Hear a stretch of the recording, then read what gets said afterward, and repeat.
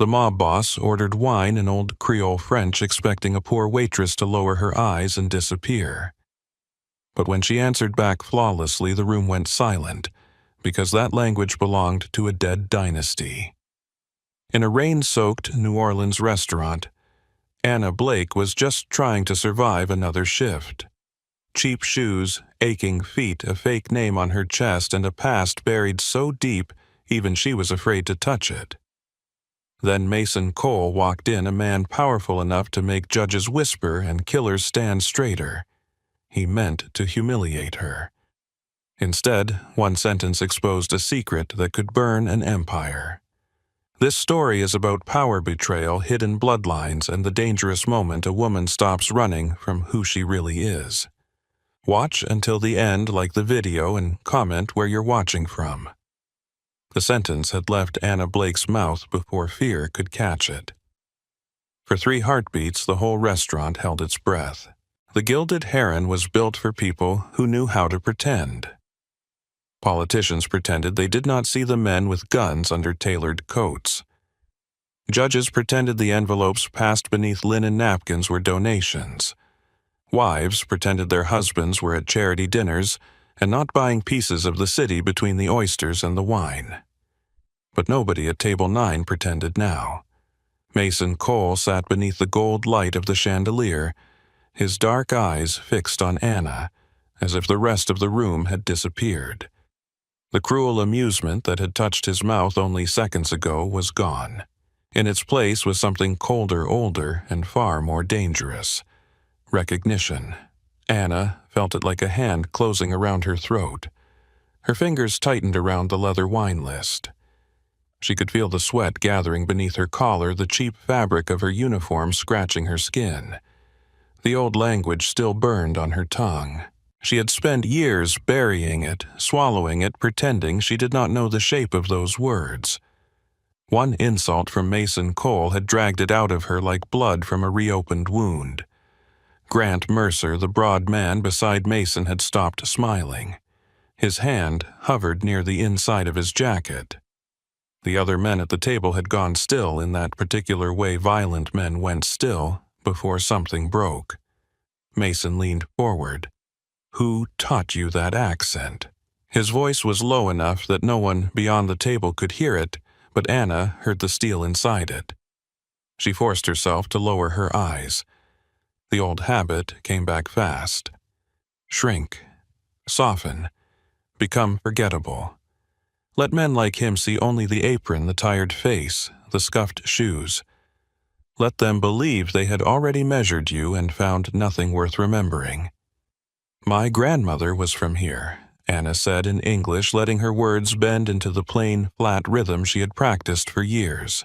"She used to say things when she cooked. I must have picked some of it up." Mason did not move. That was not kitchen French. Anna gave a small nervous laugh. It sounded weak. Good. Weakness kept people alive. "I am sorry if I offended you, sir. I misunderstood. I will get the sommelier." Grant's eyes narrowed. "You misunderstood a dead dialect and corrected his wine." Anna's pulse hammered behind her ears. "I should not have spoken out of turn." She took one step back. Mason's gaze followed her. "Anna," he said. Her fake name from his mouth sounded like a threat. She stopped because running would have been worse.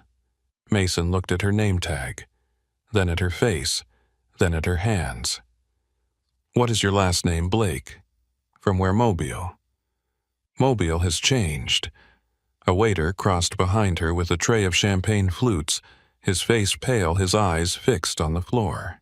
The string quartet near the far wall kept playing, but even the music sounded careful now, as if the violin itself feared being too loud. Anna forced a swallow. "I have tables waiting, Mr. Cole." For the first time, his expression shifted. Not much, just a slight lift at the corner of his mouth. He knew she was afraid. Worse, he knew she was trained to hide it. "Go," Mason said.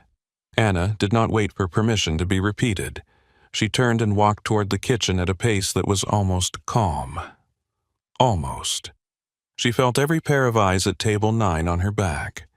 She passed through the swinging doors and into the heat of the kitchen, where flames climbed from pans and cooks shouted over the clatter of plates. The noise should have helped. It did not. Her lungs locked. She gripped the edge of the stainless steel counter and bent forward, fighting the urge to be sick. Marcus, the junior waiter, glanced at her from the coffee station. "You okay?" Anna nodded too quickly. "Fine. You look like you saw a body." She looked up at him. Marcus went quiet. Anna pushed past him and reached the employee hallway. The walls were narrow, painted a tired cream color that had yellowed near the vents. Framed photographs of the restaurant's grand opening hung crooked beside the time clock. She ripped off her apron and shoved it into a laundry bin. Mr. Halbrook appeared from the office doorway, his face damp with panic. "What happened out there?" "Nothing. Mr. Cole is staring at the kitchen door like he wants to buy it just to burn it down." Anna reached for her coat hanging from a row of hooks. "I need to leave. You're in the middle of dinner service. I am sick. You were sick last month." "I am sick now." Halbrook lowered his voice. "Anna, listen to me. I do not know what you said to that man, and I do not want to know.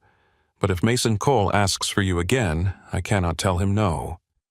Anna froze with one arm inside her coat sleeve. That was the truth of the city. Men like Halbrook did not have to be corrupt to be obedient. Fear did the work of money. She looked at him, really looked at him, and for a moment she almost felt sorry for him. Then, "Tell him I quit." Halbrook blinked. "You cannot just quit." Anna pulled the coat over her uniform. "I already did." She pushed through the back door into the alley. Rain struck her face at once.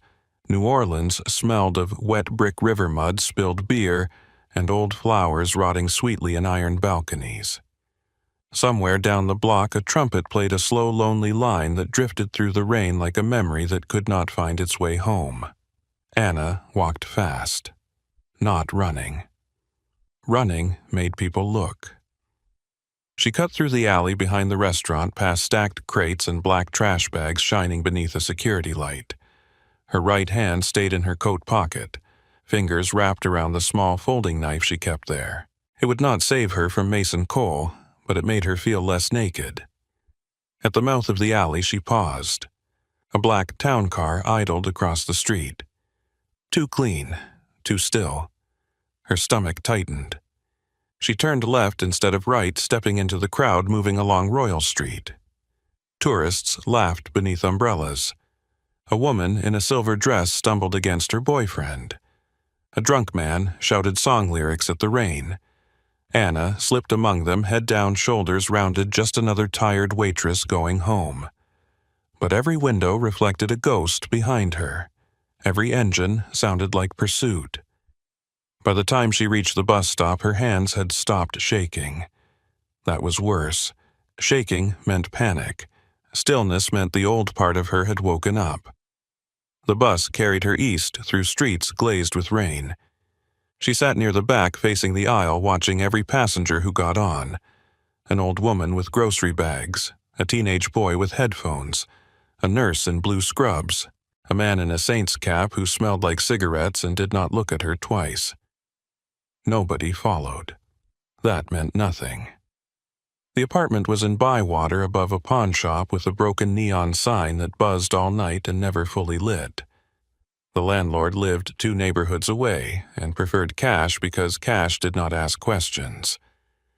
The stairwell smelled of bleach mildew and old cooking oil. A crack ran along the wall from the 2nd floor to the 3rd like a vein. Anna climbed the stairs without touching the railing. At her door, she stopped and listened. No movement inside, no breathing, no shift of weight on old floorboards. She unlocked the 1st bolt, then the 2nd, then the 3rd. She stepped in, closed the door softly behind her, and stood in darkness for a full minute before turning on the lamp. The apartment was small enough to understand in one glance. A narrow kitchen, a sagging couch, A round table with one chair, a mattress pushed against the far wall, curtains always drawn. No photographs, no plants, nothing fragile, nothing that could not be abandoned in less than 5 minutes. That had been the rule. Never own more than you could carry. Never love a place that could become a cage. Never sleep so deeply that a door opening would not wake you. Anna crossed to the sink and washed her hands, though they were not dirty. The water ran cold over her fingers. She stared at the drain until the old language stopped echoing in her head. It had not been the words that exposed her. It had been the pride. For years, she had trained herself to sound ordinary. She had learned the soft vowels of Alabama, the clipped replies of service workers, the polite apologies that meant nothing and saved everything. But when Mason Cole insulted her, he had not only insulted a waitress. He had reached into a grave and spit on the bones of a girl who had once stood beside chandeliers and watched men bow to her father. That girl had answered. Anna turned off the water. In the silence, she heard her father's voice. "Do not come back for ghosts, Evie. Become one." She closed her eyes. "Damn it," she whispered. Nobody in New Orleans knew that name. Not anymore. Not Evelyn Whitmore. Not the last daughter of Thomas Whitmore. Not the girl who had watched her family estate burn red against a Louisiana sky. She went to the window and moved the curtain a finger's width. The street below shone black with rain. A man walked a dog under an umbrella. 2 cars passed. The pawn shop sign flickered, painting the sidewalk in broken pink light. No black car, no men in suits. Still, the room felt smaller than it had that morning. Anna crossed to the kitchen table and pulled out the chair. She sat down slowly, as if her body had become old in the last hour. The table held a chipped mug, an unpaid power bill, and a paperback novel she had been pretending to read for 3 weeks. Normal things. Cheap things. Safe things. She touched the power bill. Anna Blake owed $87.42 to the electric company. Evelyn Whitmore had once inherited shipping contracts worth more than some banks. The difference would have been funny if it had not been so cruel. She stood. There was no more time for mourning the little life she had built. Fake lives were not meant to last. They were bridges. You crossed them and burned them behind you. She moved quickly now. From beneath the sink, she pulled a roll of cash wrapped in plastic. From inside the flour tin, a burner phone. From the lining of the couch, a key taped flat against the frame.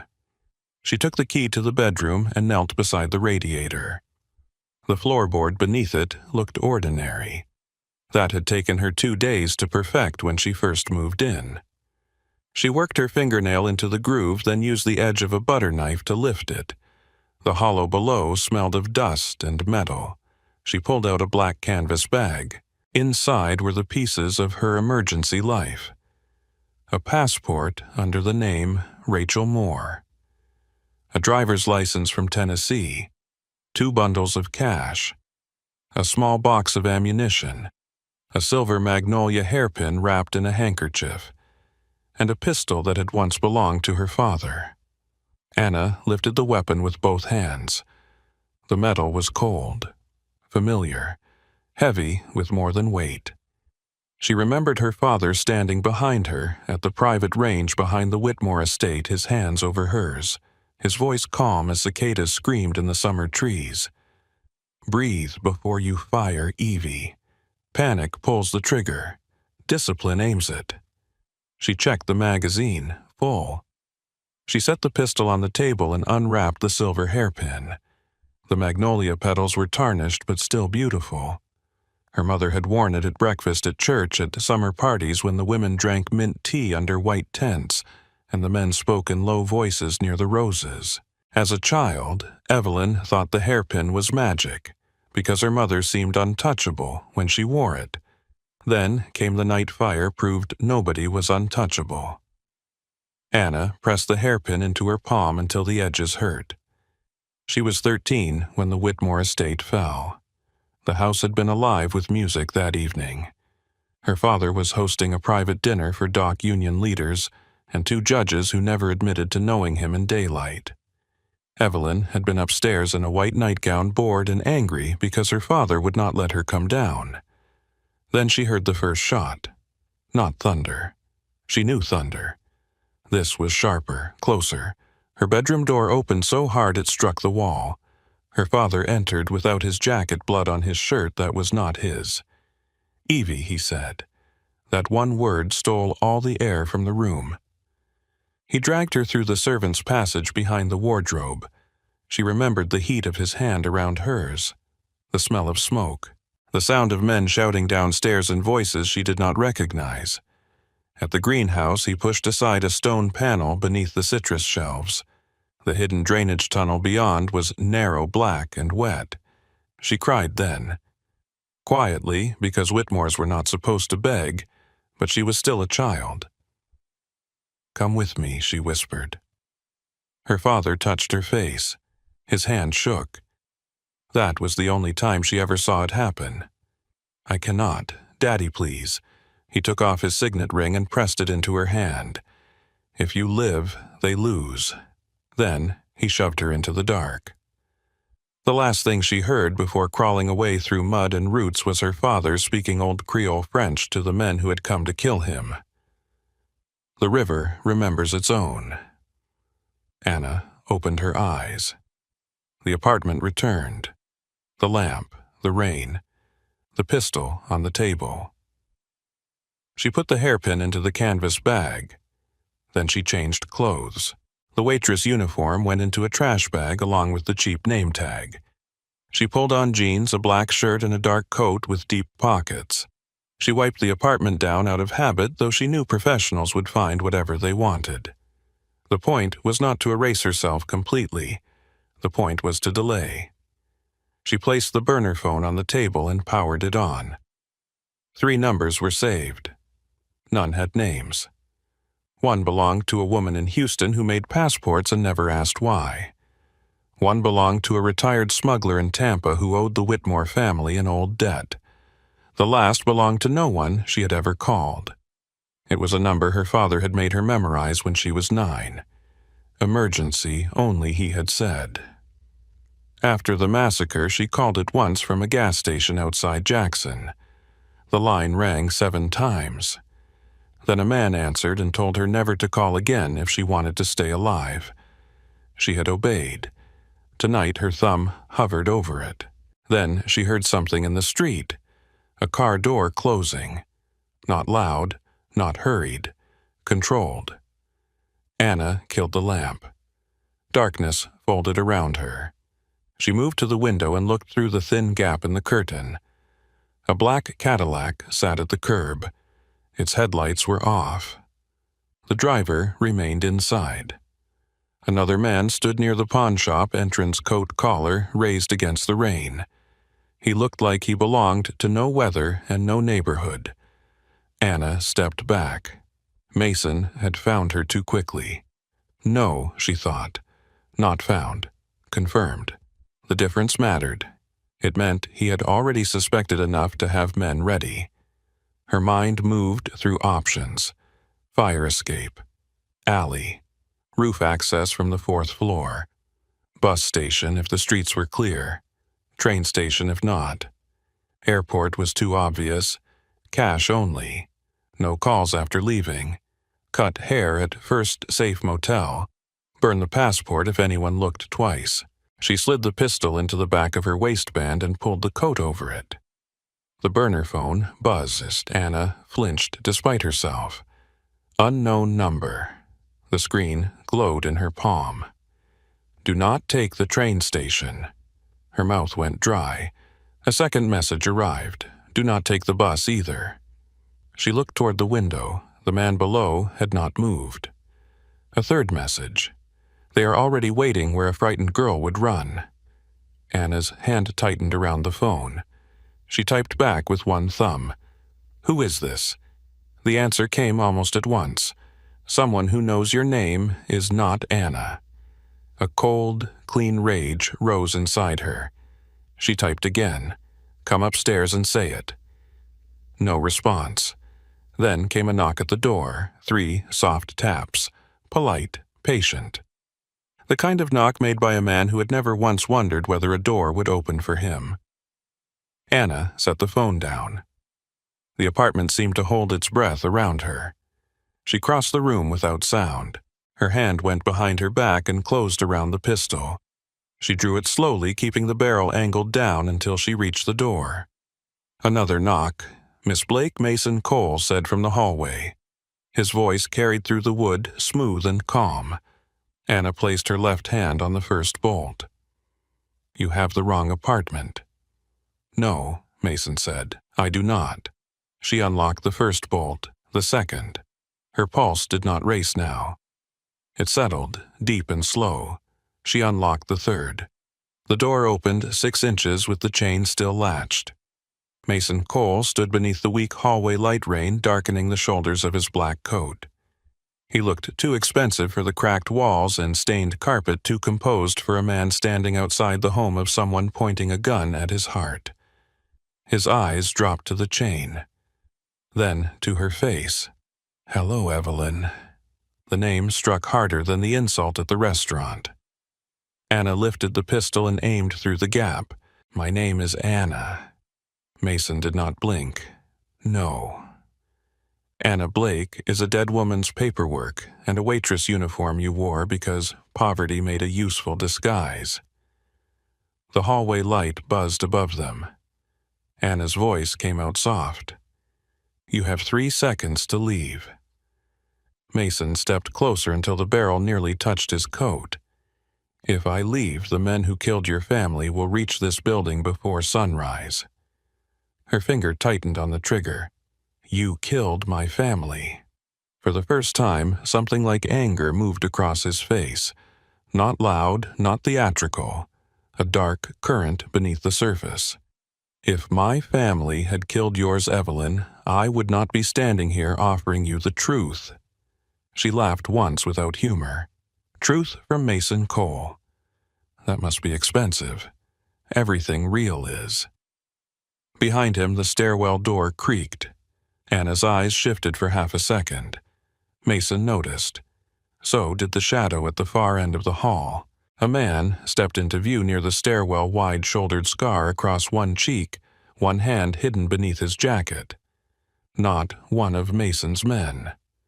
Anna knew it before Mason moved. Mason slammed his palm against her door, breaking the chain. The door flew inward. Anna stumbled back, raising the gun. A shot cracked from the hallway. The bullet tore through the doorframe where her head had been. Mason caught her by the waist and drove her down behind the kitchen counter as another shot shattered the mirror above the couch. Glass rained across the floor. Anna twisted beneath him, furious. "Get off me. Stay down," I said. "Get off." Mason looked at her, his body shielding hers from the open doorway. "Shoot me after we survive the hallway." Another bullet punched through the wall. Anna stopped fighting. For one breath, they were inches apart on the floor of her dark apartment, rain ticking against the window, gun smoke drifting in from the hall. His hand braced near her shoulder, her pistol trapped between them. Mason's voice dropped. "Crawl to the back room." Anna stared at him. "I do not take orders from you." His eyes burned into hers. "Then take one from your father. Live first, hate later." That did it, not because she trusted him, because he had used the one language deeper than words. Survival. Anna rolled away from him and crawled toward the bedroom as Mason drew his gun and fired twice into the hallway. The shots were controlled, spaced like drum beats.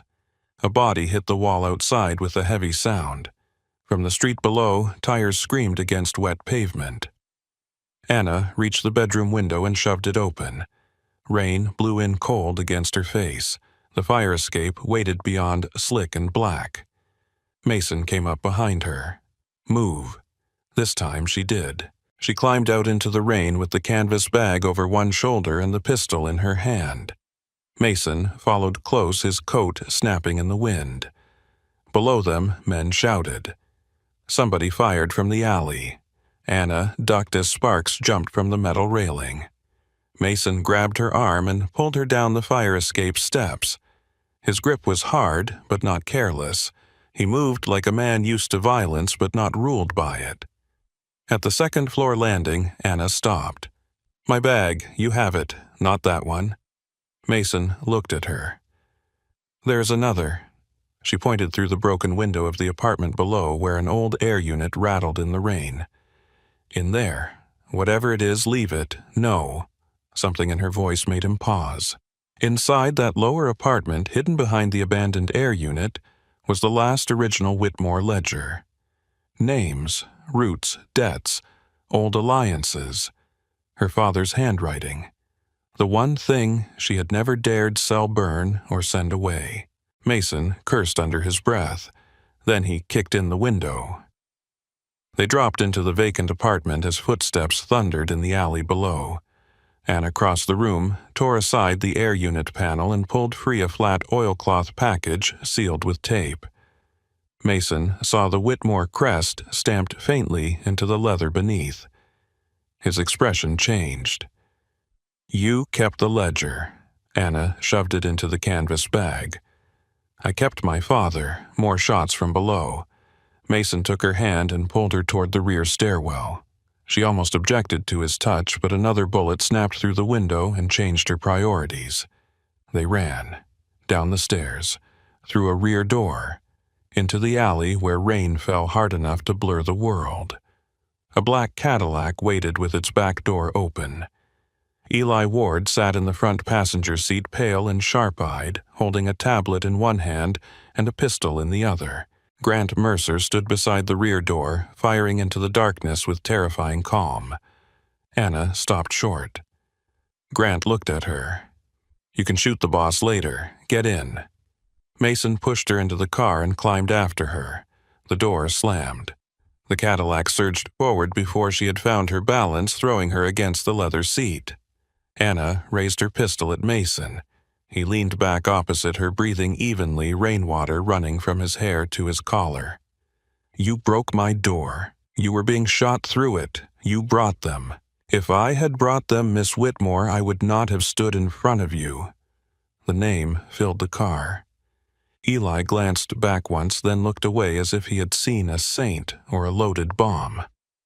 Anna kept the gun steady. "Do not call me that." Mason's gaze lowered to the weapon, then returned to her face. "You answer to it. I answer to nothing from you."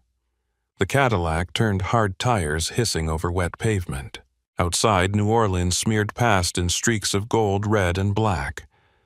Mason reached slowly into his coat. Anna's finger tightened. He paused. "Files," he said. "Use 2 fingers." A faint smile touched his mouth. "There she is.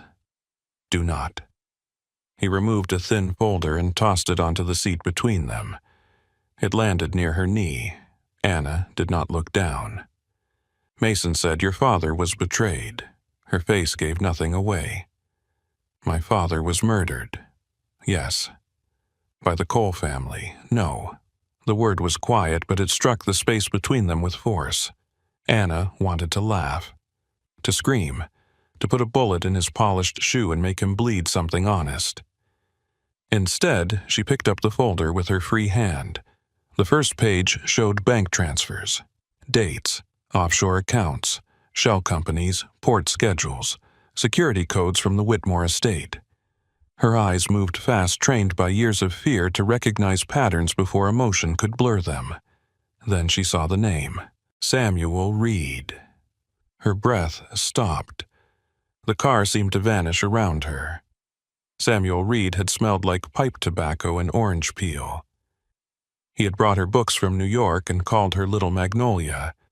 He had sat across from her father at Sunday dinners and argued about baseball. He had taught her to waltz on the gallery while her mother laughed from the stairs. Her godfather, her father's advisor, family in every way except blood. Anna looked up slowly. Mason watched her with an expression she could not read. "No," she said. Mason did not soften the blow. He sold the codes. No, he opened the east gate. No, He moved the guards away from the greenhouse tunnel 3 hours before the attack. Anna's hand trembled. She hated that he saw it. Mason continued each word controlled. Victor Hale paid him through 3 companies tied to Atlanta port interests. Reed took control of what remained after your father died. Hale got the shipping lanes. My family got the blame. Anna stared at the papers. The rain beat against the roof of the car like fingers on a coffin lid. You expect me to believe this because you printed it nicely, no. Good. I expect you to believe it because deep down you already knew someone inside had to open the gate. Silence. The words found the place she had never allowed herself to touch. The Whitmore estate had been a fortress. Guards, cameras, private roads, dogs, codes changed every week. No outside crew could have entered that cleanly without help. She had known. A child knows the shape of betrayal even before she knows its name. Anna lowered the gun an inch. Not because she trusted Mason, because the folder had become heavier than the weapon. Mason looked toward the rain-streaked window. For 12 years, Samuel Reed has lived in your father's house. Anna's eyes lifted. What? He restored the West Wing. Kept the library. Changed the locks. Calls it the Reed estate now. Something inside her went very still. The apartment, the fake names, the hungry nights, the years spent lowering her eyes while strangers snapped their fingers for service, all of it narrowed into one white point of rage. Samuel had not only survived, he had moved into her grave. Anna folded the papers with careful hands and placed them back into the folder. Then she pointed the gun at Mason again. His brow lifted slightly. You still want to shoot me? Yes, because I showed you the truth. Because you want something. Mason's silence was his answer. Anna laughed softly. There it is. He did not deny it. I need the Whitmore name alive, and I need what your mercy know. You need men money-proof protection and a room full of old families forced to admit you are not a ghost. I have survived without you. Mason leaned forward, elbows on his knees, eyes locked on hers. You have hidden without me. That is not the same thing. The words cut because they were true. Anna looked out the window as the Cadillac left the bright streets of the quarter behind. The city changed around them. Tourist lights gave way to warehouses, then dark stretches of road where oak trees leaned over the pavement like old witnesses. Her reflection stared back from the glass. Anna Blake looked tired. Evelyn Whitmore looked furious. Mason spoke again, softer this time. I am not asking you to forgive me. I never planned to. I am asking you to live long enough to hear the rest. Anna turned back to him. And if I say no, his eyes did not move from hers. Then I put you on a plane with enough cash to disappear better than you did the first time. That sounds generous. It is not. It is practical. Why? Because if Hale finds you before you understand what you are, he will kill you and bury the last truth with your body. Anna's grip tightened on the gun. And if I come with you, Mason's voice lowered, then you stop being Anna Blake tonight. The Cadillac slowed before a pair of iron gates hidden between cypress trees. Security lights swept across the car. Armed men stood beneath the rain without umbrellas. Beyond the gates, a long driveway curved through black water and moss-draped branches toward a house of stone, glass, and shadow. Anna stared at it. A fortress pretending to be a home. The gates opened. The car rolled forward. Mason sat across from her, silent, now letting the house speak for him. Power did not always shout. Sometimes it waited behind walls, paid every guard on time, and knew exactly which road a frightened girl would take before she took it. The Cadillac stopped under a covered entrance. Grant opened the door. Rain hissed beyond the roofline. Anna did not move. Mason stepped out first, then turned back to her. No hand offered, no command, just space. That unsettled her more than force would have. Anna slid the folder into her bag and stepped out with the pistol still in her hand. The cold air touched her face. Mason looked at the weapon. "You planning to carry that through my front door?" Anna met his eyes. Yes. A beat passed. Then Mason nodded once. "Try not to shoot the staff." For the first time that night, something almost like a smile moved across Anna's face. It vanished quickly. She walked past him into the house. The foyer rose above her in dark marble and warm light. A staircase curved along the far wall. Paintings watched from gilded frames. Somewhere deeper inside, a clock ticked with slow authority. Anna stopped beneath the chandelier. For a second, the house blurred into another house. White marble. Lemon trees beyond open doors. Her mother laughing. Her father calling her name. Then smoke. Then screaming. Mason stepped in behind her but did not touch her. Anna turned the pistol hanging at her side. "You get one conversation," she said. His face remained unreadable. "Then we should not waste it." She looked toward the rain darkening the windows, then back at the man who had found her. Saved her, used her name, and torn open the grave she had spent 12 years sleeping inside. "Start with Samuel Reed," she said. And after that, Anna's eyes hardened. "Then you tell me why every man who wanted my family dead is suddenly afraid that I am breathing." Mason Cole led her through a hallway lined with portraits of men who looked like they had never asked permission from anyone in their lives. Anna, or Evelyn, or whatever name still had the right to live inside her, followed 3 steps behind him with her father's pistol in her hand. She noticed everything. The guards at the front door, the camera tucked into the carved molding, the reinforced glass behind the velvet curtains, the way Grant Mercer disappeared into a side corridor without being told, the way Eli Ward stayed close enough to hear but far enough not to interrupt. This was not a home. This was a kingdom with furniture. Mason opened a pair of dark wooden doors and stepped into a study that smelled of leather rain and old smoke. A fire burned low in the marble hearth. The room faced the cypress trees beyond the house, their branches moving in the storm like hands dragging across the windows. Anna stopped at the threshold. Mason turned. "You can come in with the gun," he said. "Or you can stand there and pretend the doorway makes you safer." She walked in. "Do you always speak like a man begging to be shot? Only when the person holding the gun has good reason." That answer irritated her because it was honest. He crossed to the desk and poured water into 2 crystal glasses. He did not offer bourbon. Maybe he understood that alcohol would insult the moment. Maybe he simply never wasted good liquor on a woman deciding whether to kill him. He set 1 glass at the edge of the desk. Anna ignored it. "Samuel Reed," she said. Mason opened a drawer and removed a black folder thicker than the one in the car. He placed it on the desk, then slid it toward her. Anna did not reach for it. "You talk first." Mason leaned one hand against the desk. "Your father trusted Samuel Reed with the East Gate codes, the port ledgers, and the private routes used by Whitmore crews between Baton Rouge and the Gulf. Reed knew which guards had families. He knew who could be bought. He knew which cameras failed in bad weather.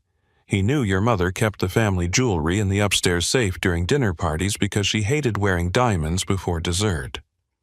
Anna's face did not change, but the pistol lowered a fraction. Mason saw it. He gave all of that to Victor Hale. Why? Because Hale promised him the docks. Samuel already had power. No, Mason said. He stood beside power. Men like Reed mistake proximity for ownership. After enough years holding another man's coat, they begin to believe the coat fits them. Anna looked toward the fire. The flames bent and snapped around the logs.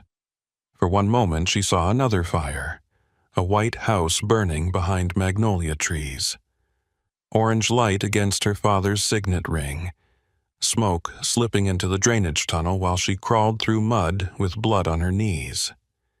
She had spent 12 years imagining Mason Cole's family as monsters. It was cleaner that way.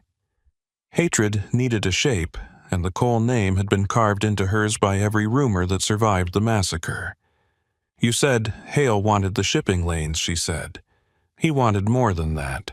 He wanted the Gulf without the Whitmores standing in front of him. Your father had old loyalty, not just money. Men followed Thomas Whitmore because their fathers had followed his father. That kind of respect cannot be purchased quickly. Hale needed the bloodline erased. Anna looked back at him. And your family. My father was expanding too fast. Hale used the massacre to turn everyone against us. He made it look like the Coles ordered it, then watched the old families punish us while he moved into your territory. You expect me to believe your father was innocent? Mason's jaw tightened. My father was many things. Innocent was rarely one of them. But he did not kill children in their beds, and he did not burn women in their own home. The room went quiet. Anna's grip hardened around the pistol. Careful. Mason did not apologize. You asked for the truth. My mother was not a detail. No, he said. She was the reason half the city mourned behind locked doors. I know what she was. You knew her. I met her twice. Anna stared at him. Mason's gaze shifted to the fire, and for the first time since the restaurant he looked less like a king and more like a man, remembering something he did not often allow near the surface. I was 19. My father sent me to Baton Rouge with a message for Thomas Whitmore. I thought I was important because I carried a sealed envelope and a gun I had never fired at a man. Your mother found me waiting in the garden and told me I looked too young to be that angry. A faint ache moved through Anna's chest. That sounded like her. What did you say I told her anger kept people from stepping on you? And she said flowers grow through stone without hating the stone. Anna looked away first. Mason gave her that memory like a blade handle turned toward her sharp end held in his own palm. She hated him a little for it. She hated that he had a piece of her mother she did not. Eli appeared in the doorway. Boss? Mason did not turn. Not now. It cannot wait. Mason's expression cooled. The man from the memory vanished. Speak. Eli looked at Anna, then back at Mason. We checked the bodies from Bywater. 2 belonged to Hale's crew, 1 was local. Not hired muscle. Works security at the Orleans Parish Courthouse. Mason's eyes darkened. Anna caught the change. What does that mean? Eli answered before Mason could. It means Victor Hale was not the only person looking for you tonight. Anna felt the walls tighten around her. Who else? Mason took the tablet from Eli and studied the screen. Someone with access to sealed identity searches. Someone who saw our inquiry into Anna Blake and moved fast. Anna laughed once, a sharp sound without humor. So, your investigation exposed me. Mason looked at her. Yes. The blunt admission hit harder than denial would have. Anna lifted the gun again. You led them to me. I found smoke in the walls. Hale brought the fire. That is not an answer. No, it is the difference between guilt and responsibility. I am responsible for moving too loudly.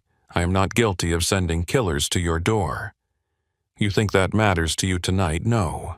To the war we are standing in, yes. She wanted to hate the calm in him, wanted to mistake it for arrogance. But there was no performance in his face now. He knew he had made a mistake. He simply did not collapse under the weight of it. That kind of control was dangerous. So was the fact that she understood it. Eli placed a small plastic evidence bag on the desk. Inside was a phone taken from one of the dead men. Last message came from an encrypted source, Eli said. Only 2 words. Mason read the screen. Then he turned it toward Anna. Bring her. Anna's throat tightened. Not kill her. Bring her. Victor Hale did not want her dead yet. That was worse. Mason set the phone down. He needs you alive long enough to control the story. Anna stared at the words. He will call me an imposter. He will try. Samuel will help him. Yes. She swallowed. The name hurt each time. Samuel. Uncle Samuel. The man who had tied her skates at the winter rink. The man who had whispered, "Be Breath Little Magnolia," when her mother's funeral dress arrived for a cousin years before anyone knew how much death was coming for their own house. A sob rose in her chest, sudden and humiliating. She crushed it before it reached her mouth. Mason saw that too. Of course he did. Leave, she said. Eli disappeared at once. Grant, who had entered silently at some point behind him, followed after a long look at Mason. The doors closed. Anna and Mason were alone with the fire. She put the pistol on the desk because if she held it much longer, grief might aim for her. Did he know I was home, she asked. Mason did not pretend not to understand.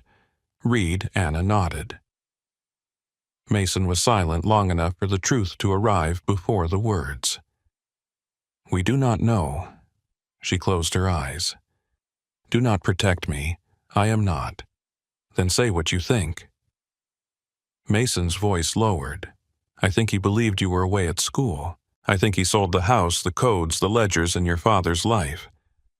I think he told himself you would survive because cowards always need one clean corner in the room where they can stand. Anna opened her eyes. But I was home. Yes. So he did not plan to kill me. He just did not care enough to make sure I lived. Mason said nothing. There was mercy in his silence, and she hated that too. Anna picked up the water at last and drank.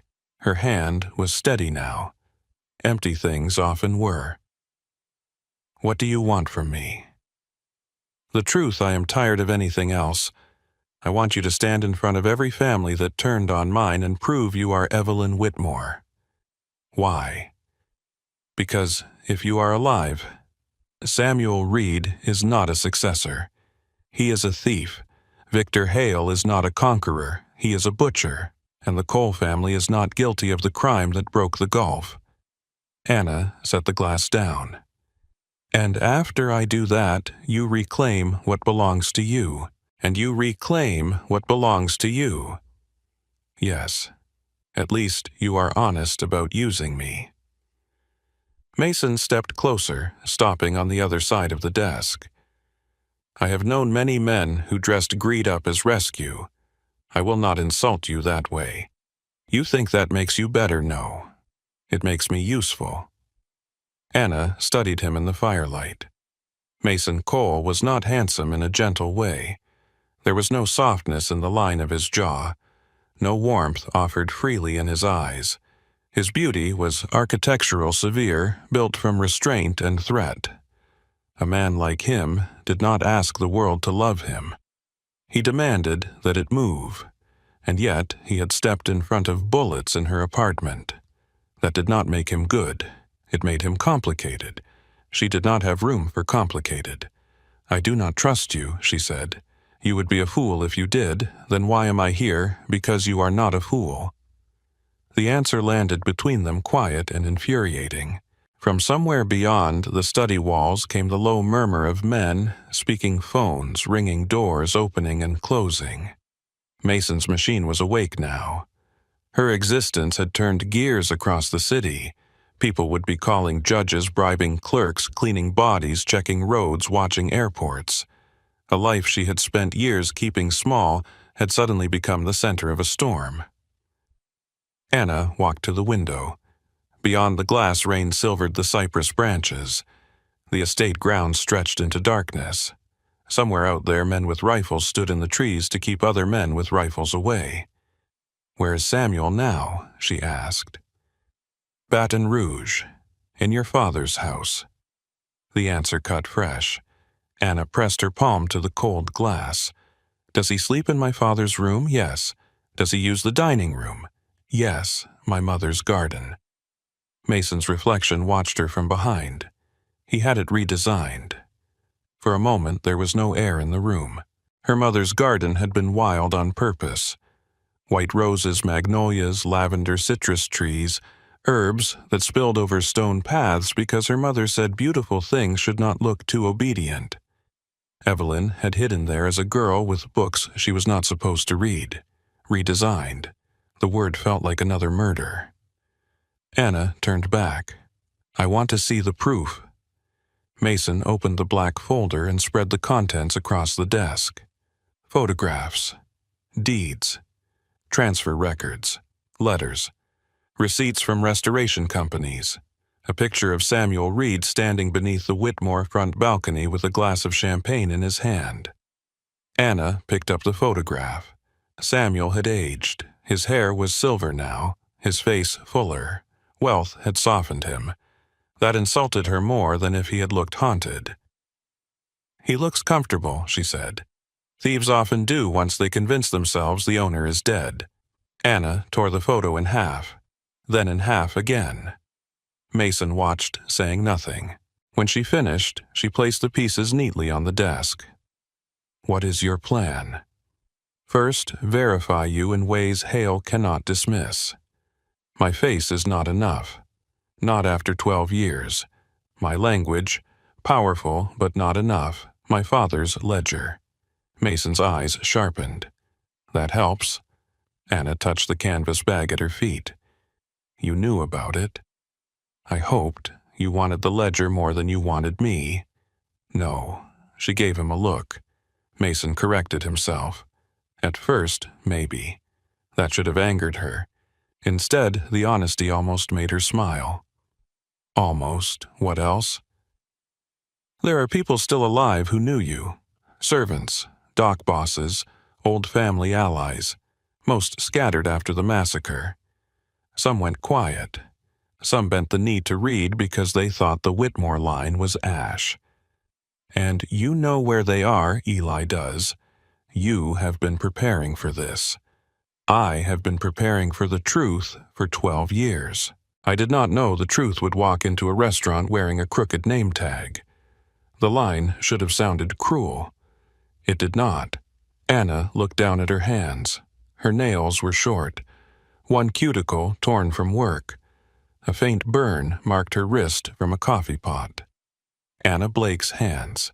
Not Evelyn Whitmore's, but whose hands had crawled through that tunnel, whose hands had loaded the pistol tonight, whose hands had kept the ledger safe. Maybe the dead girl and the waitress had not been enemies. Maybe one had carried the other until the world was ready to fear them both. A knock sounded. Mason opened the door before Anna could reach for the gun. Grant stood outside. We have the perimeter locked. Hale's men are gone. Police chatter says the Bywater scene is being written as a gang dispute. Good. Grant's eyes shifted to Anna. She needs to move rooms. Anna bristled. She can hear you. Grant did not blink. The room she is in has 3 exterior angles and too much glass. Mason looked at her. He is right. I am not sleeping. No one asked you to. Mason stepped aside. We have a safer room downstairs. Anna picked up the pistol in the canvas bag. I choose where I sit. Fine. I keep my weapon. Fine. I want the ledger copied in front of me. No one touches the original without my permission. Mason's gaze held hers. Fine. Grant looked between them unimpressed. Anything else before we redesign the entire house around her temper? Anna turned to him. Yes, stop bleeding on the floor. Grant glanced down. Blood darkened his sleeve near the shoulder. Huh. He seemed mildly annoyed as if the wound were a scheduling issue.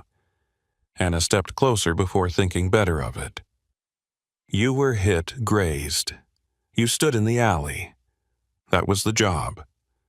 The simplicity of it unsettled her. In her old life, Loyalty had spoken with polished manners and family nicknames. Tonight, Loyalty wore a scarred face and bled without complaint outside a car door. Mason saw the thought pass through her eyes. "Come," he said. They moved through the house down a back staircase and into a lower level built like a bunker beneath luxury. The walls were stone. The doors were steel hidden behind wood veneer. Screens glowed inside a security room where men tracked maps of the city and camera feeds from the estate grounds. Anna watched her fake life vanish in real time. On one screen, police lights flashed outside her apartment building. On another, a still image showed the dead man from the stairwell. Eli was already pulling records, names, debts, affiliations. Mason's world did not panic. It processed. In a secure sitting room with no windows, Anna placed the Whitmore ledger on a table. Eli brought a scanner. He looked at her for permission before opening the cover. That small courtesy did more to steady her than comfort would have. She nodded. The first page appeared beneath the light. Her father's handwriting filled the paper. Strong. Slanted. Alive. Anna had not cried when bullets broke her windows. She had not cried when Mason said Samuel sold the gates. But the sight of Thomas Whitmore's ink nearly undid her. She turned away. Mason stood near the door, giving orders in a low voice to Grant. When he saw her face, he stopped speaking. Anna hated that he noticed everything. She recovered quickly. "What happens when Hale learns I am here? He already knows you left with me. Then he will move against you. He has wanted to move against me for years." And I gave him the excuse. Mason walked closer. "No. You gave him fear." She looked at him. "That is better. Fear makes men careless. Or cruel, usually both." The scanner hummed softly.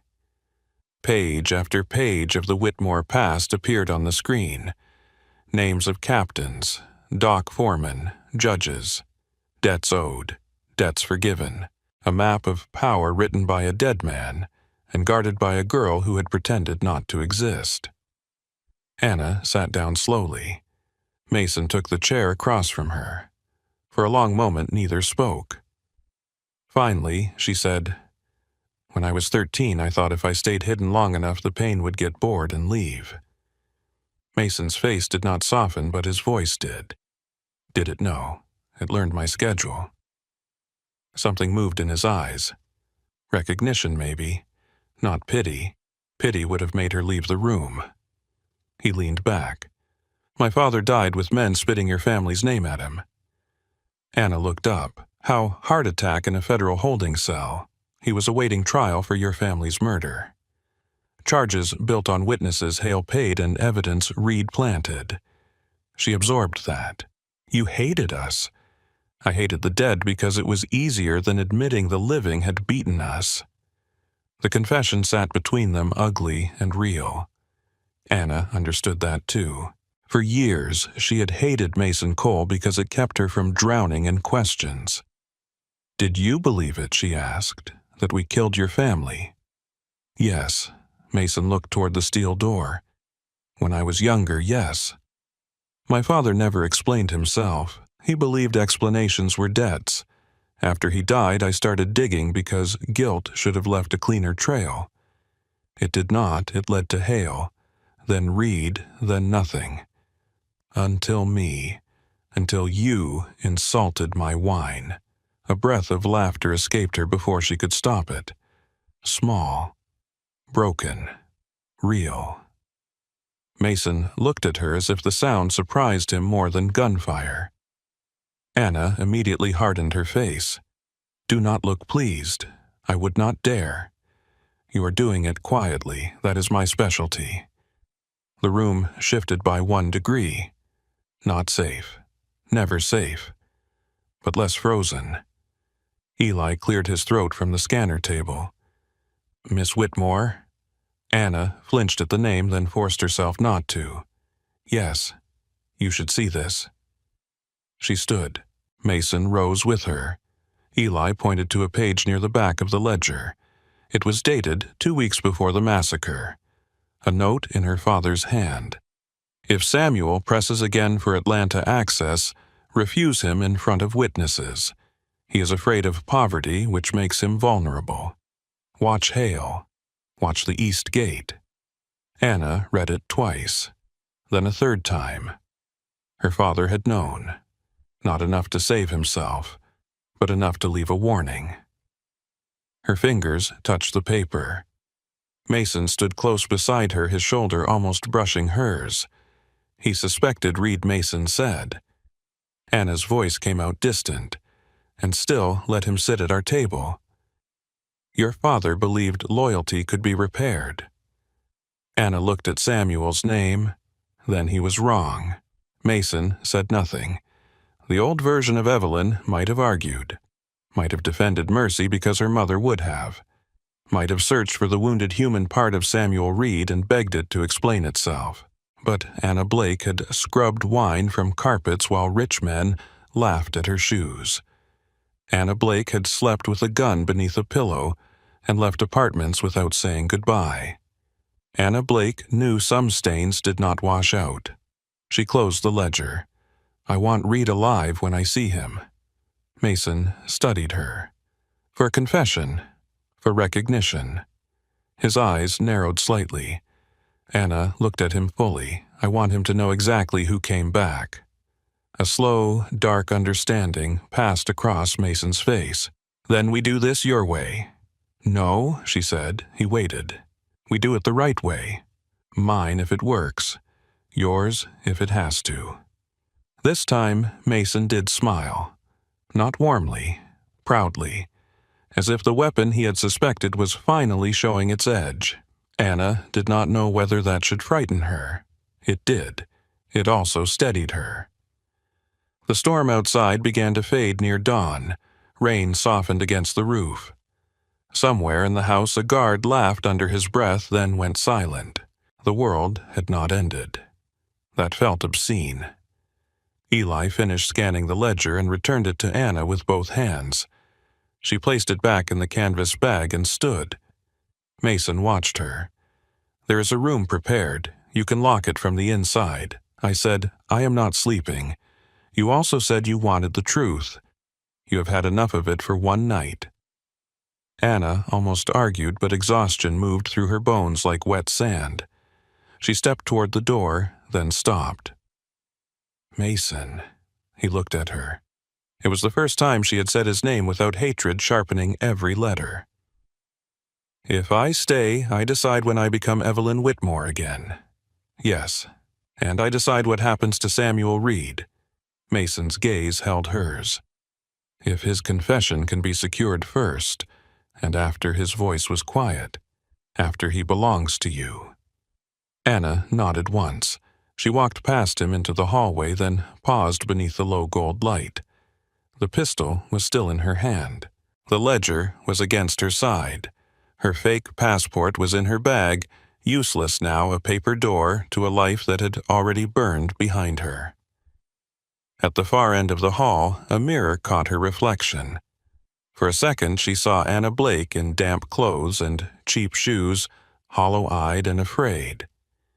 Then she straightened. The face in the mirror changed. Not completely, not yet, but enough. Mason came to stand behind her, leaving distance between them. Anna kept her eyes on the reflection. My father raised a daughter, she said. The world buried a ghost. Samuel Reed built a throne over our ashes. Her voice was calm now, too calm for grief. Just right for war. She turned from the mirror and faced Mason Cole. Teach me how to walk into a room full of wolves and make them remember my name. Mason did not answer her right away. He stood in the hallway with the quiet patience of a man who understood that certain sentences did not need immediate replies. Some sentences were doors, some were knives. Evelyn had just given him both. Walking into a room full of wolves is easy, he said at last. The trick is making them wonder which one of them you are going to bite first. Evelyn looked at her reflection again. The woman in the mirror wore damp clothes, tired eyes, and the remains of a life built from hiding. But the angle of her chin had changed. It was slight, almost invisible, but Mason saw it. Of course he did. He saw everything. Then start there, she said.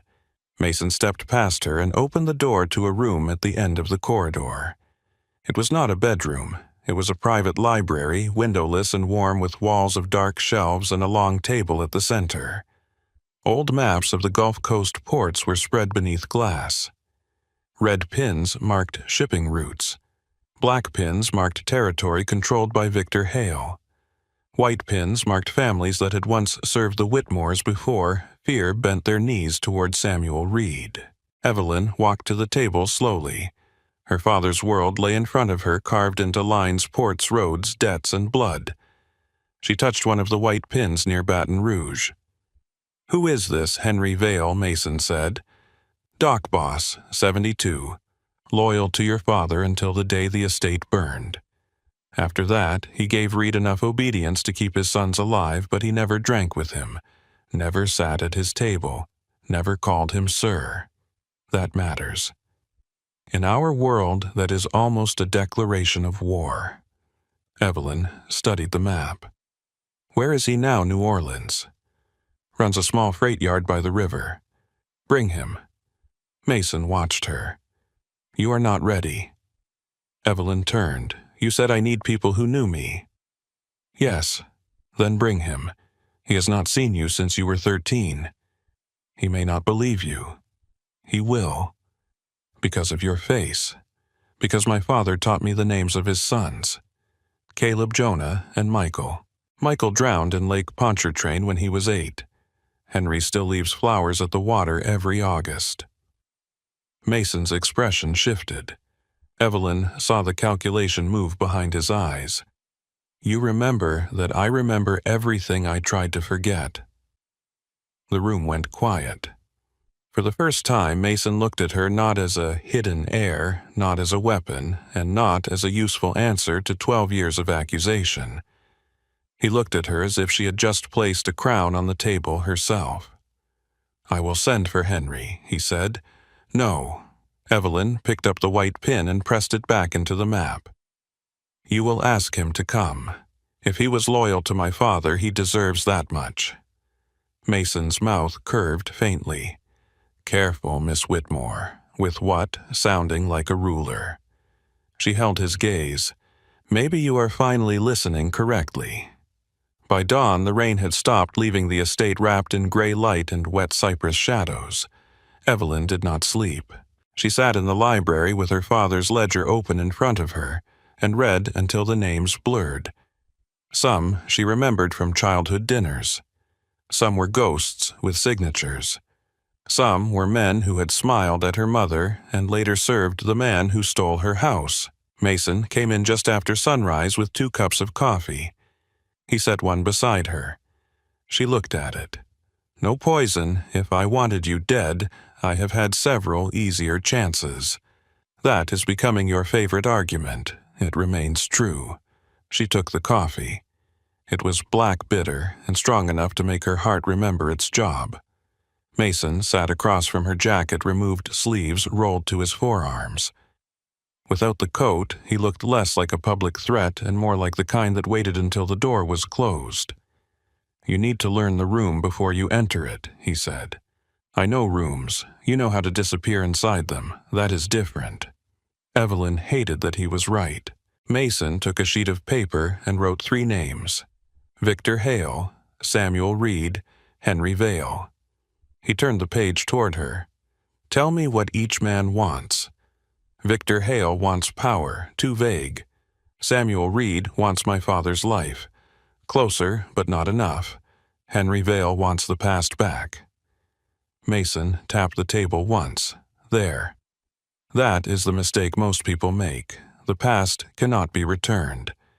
It can only be used." Evelyn leaned back. "You sound like a man who has never loved anything he lost." Mason's eyes lifted to hers. The air changed. "I loved my younger brother," he said. The words were flat, not cold. Flat in the way old pain became when carried too long. Evelyn said nothing. Mason looked down at the names again. Daniel was 16 when my father was arrested after the Whitmore massacre. Hale's people grabbed him outside a boxing gym. They left him alive because dead boys create martyrs. Broken ones create warnings. Evelyn's fingers tightened around the coffee cup. What happened to him? He lived 3 years. Not well. The silence between them became something neither could easily step around. I did not know, she said. No reason you should. You hated my family for that. I hated the accusation. I hated your name because men used it as a blade against mine. I hated your father because he was dead and still powerful enough to ruin us. And now Mason looked at her. Now his daughter is sitting in my library drinking my coffee and insulting my strategy. She almost smiled. Almost. That does not answer the question. No, he said, it does not. Before she could press him, the door opened. Grant entered first, still pale from blood loss and stubborn enough to pretend the sling beneath his jacket did not exist. Behind him came a small elderly woman in a navy coat, white hair pinned at the nape of her neck, gloved hands clasped tightly around a worn leather purse. Evelyn stood before, she understood why. The woman stopped. Her eyes moved over Evelyn's face. Once, twice, then down to the silver magnolia hairpin lying beside the ledger. The purse slipped from her hands. "My sweet lord," the woman whispered. Evelyn could not breathe. Lillian Brooks took one trembling step forward. Nobody moved. Not Mason, not Grant, not the guards at the door. The old woman touched Evelyn's cheek with fingers that shook. "I braided your hair for Easter Sunday. You cried because your mother made you wear white gloves." Evelyn let out a sound that was almost a laugh and almost a sob. "I hated those gloves. You hid them in the pantry behind the flour. You found them. I found everything." Lillian pulled her into her arms. For 12 years, Evelyn had survived without allowing herself to be held like someone precious. She had taught her body to stiffen against comfort. But Lillian smelled like lavender soap and old linen like the nursery wing before smoke took it like a world that had once known her name without danger attached to it. Evelyn folded. Only for a moment. Only enough to press her face against Lillian's shoulder and remember she had been a child before she was a ghost. Mason turned away, first giving her privacy without leaving the room. That small mercy reached her even through the grief. When Evelyn stepped back, her eyes were dry again. Lillian noticed. "So much of your mother in that face," she said softly, "and so much of your father in the way you hide the wound." Evelyn swallowed. "I need you to tell them who I am. I will tell anyone still breathing." Mason stepped closer. "Mrs. Brooks, we need more than recognition. We need things only the household knew." Lillian lifted her chin. "You think I came empty-handed?" She opened her purse and withdrew a folded cloth packet.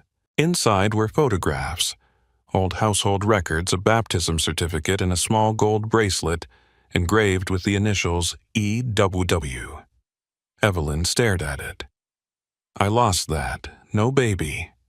I took it from your room after the fire before Reed's people sealed the house. I kept it because I could not keep you." Her voice cracked on the last word. Evelyn took the bracelet. It was too small for her now, made for the wrist of a girl who still believed doors opened because fathers stood behind them. Mason watched the exchange with unreadable eyes. Lillian turned to him. "If you are using her, Mr. Cole, I will poison you myself." Grant coughed once, which might have been a laugh. Mason gave the old woman a respectful nod. "Get in line." Lillian did not smile. "I am serious, so am I." Evelyn looked between them. "For the record, I am standing right here." Lillian touched her hand. "Yes, Miss Evelyn, you are." That afternoon, the estate changed shape around her. Eli transformed the library into a war room. Names went up on boards. Old alliances were sorted. Men who could be trusted, men who could be frightened, men who needed proof, men who needed blood. Lillian sat beside Evelyn and filled gaps the files could not. Henry Vale will kneel if he believes Lillian said. He will not kneel, Evelyn replied. Not to me. Lillian looked pleased. No, he will not. He will lower his head. That is more valuable. Mason stood near the fireplace listening. And Reed, he asked. Lillian's mouth tightened. Samuel Reed always wanted to be loved by people he envied. He will cry before he tells the truth. Do not mistake tears for repentance. Evelyn wrote that down. Mason noticed. You taking notes, I spent 12 years learning how to carry plates and lie to landlords. I can learn this. You were born into this. I was born into Sunday dresses, family rules, and adults lowering their voices when I entered rooms. I was not born knowing how to take a kingdom back from a traitor. Mason crossed to the table and leaned beside her. Then learn faster. She looked up. Careful. With what, sounding like a man who thinks he can command me. His eyes held hers. I do not command you, Evelyn. I provoke you. There is a difference. The use of her real name struck differently now, less like exposure, more like a match being dragged along stone. Lillian looked between them and said nothing, but her raised eyebrow said enough. By evening, Henry Vale arrived. He came without a driver in a dark suit that had seen better years with a cane he did not seem to need, and eyes that had not softened with age. Mason met him in the foyer, but Henry barely looked at him. His attention went straight to Evelyn. She stood at the foot of the staircase wearing a simple black dress Lillian had found in one of the guest wardrobes. The silver magnolia hairpin held back one side of her dark hair. Around her wrist was the little gold bracelet on a chain too small to wear properly, but visible. Henry Vale stopped 10 feet away. His face did not change. Old men in their world had survived by letting surprise die before it reached the skin. Evelyn walked down the last step. Mr. Vale, she said. His eyes narrowed. Who are you? She did not flinch. You brought my father figs every July because your wife's tree grew too many. He pretended to hate them. My mother used them in cake. Henry's cane shifted in his hand. Anyone could know that. Your youngest son drowned in August. My father went to the lake with you. He came home with mud on his shoes and did not speak during dinner. My mother told me grief did not always make noise. Henry's jaw tightened. Still, he did not bend. Evelyn took one more step. In the chapel behind our house there is a loose tile beneath the third pew on the left. You hid a bottle of bourbon there during my parents' Christmas party in 2009. My father found it and drank half before putting it back. Henry stared at her. Then something broke across his face. Not weakness. Recognition. Little Magnolia, he whispered. Evelyn's throat closed. Henry removed his hat. He did not kneel. He lowered his head.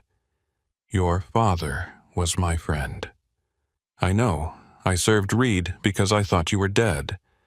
I know that too. His eyes lifted. If you mean to take back the Whitmore name, child, do not ask men like me to believe. Give us something to stand behind. Evelyn looked at Mason, then back at Henry. I am not asking for belief. I am giving you a choice. Stand behind me because I am Thomas Whitmore's daughter, or stand aside because I am not my father, and I will not beg old men to remember their courage. The room went still. Grant looked impressed despite himself. Mason looked at Evelyn as if she had just done exactly what he had hoped and something he had not expected. Henry Vale stared at her for a long moment. Then he smiled slow and fierce. There she is. It was the second time someone had said that to her.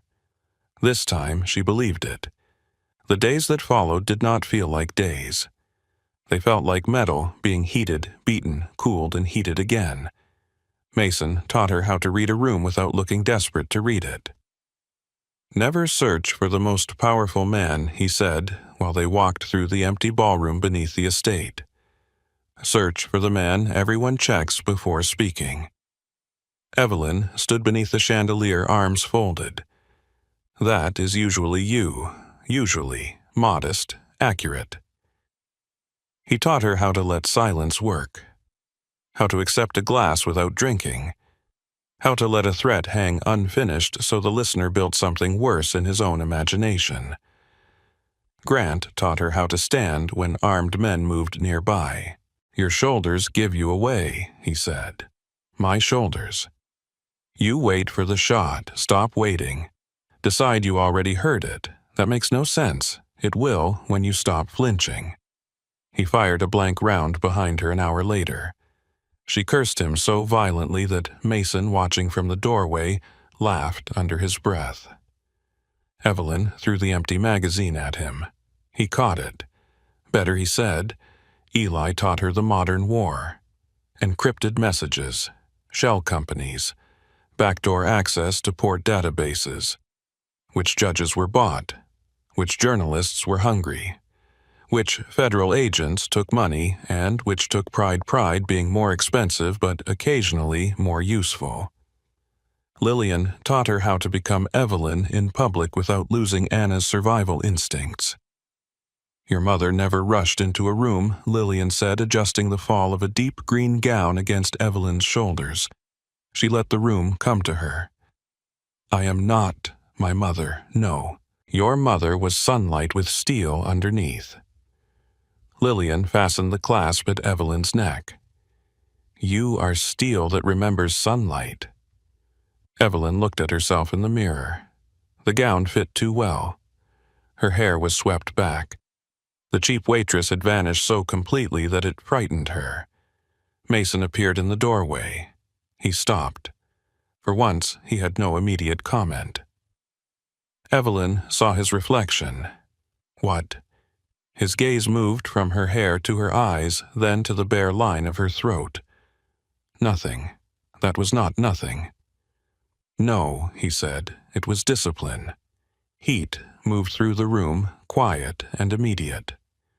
Lillian stepped back with the dignity of a woman pretending not to notice a fire starting in her own curtains. "I will check the shoes," she said, and left them alone. Evelyn turned from the mirror. "Do you practice that? What, looking at people like you already know how they taste?" Mason's expression did not change, but his eyes did. "Only when I am trying not to find out." The air tightened between them. Evelyn should have stepped away. She did not. "You still want my name," she said. "Yes. And my ledger, yes. And my claim, yes. At least one of us is honest." Mason moved closer. "I want those things. I also want Victor Hale stripped of every root he stole Samuel Reed on his knees, and my brother's name freed from a lie that buried him before he died." He stopped in front of her. "And right now, Evelyn, I want to kiss you badly enough to consider it a strategic error." Her breath caught. The truth of it was dangerous because it did not arrive dressed as romance. It came like everything else between them, direct, controlled, edged. "Do not," she said. Mason nodded once. He stepped back. That restraint unsettled her more than the desire. "Why not?" he asked. Evelyn looked at him. "Because if you kiss me before I know whether I can trust you, I might forget the difference." Mason's voice lowered. "You will not. You sound sure. I have seen you hold a gun on me through a broken door. Trust is not going to sneak up on you." Despite herself, she smiled.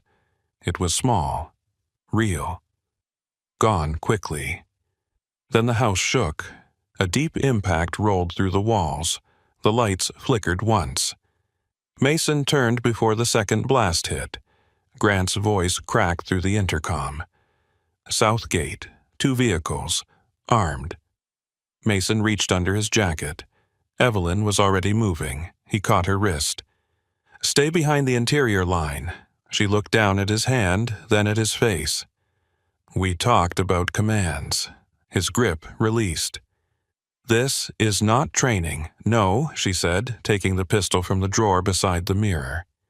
"It is practice with consequences." She ran before he could stop her. The estate became sound and motion. Guards moved through halls. Steel shutters dropped behind windows. Red lights washed the corridors. Somewhere outside, gunfire snapped through the night. Evelyn followed Lillian into the secure passage, then stopped when she saw movement on the security screen.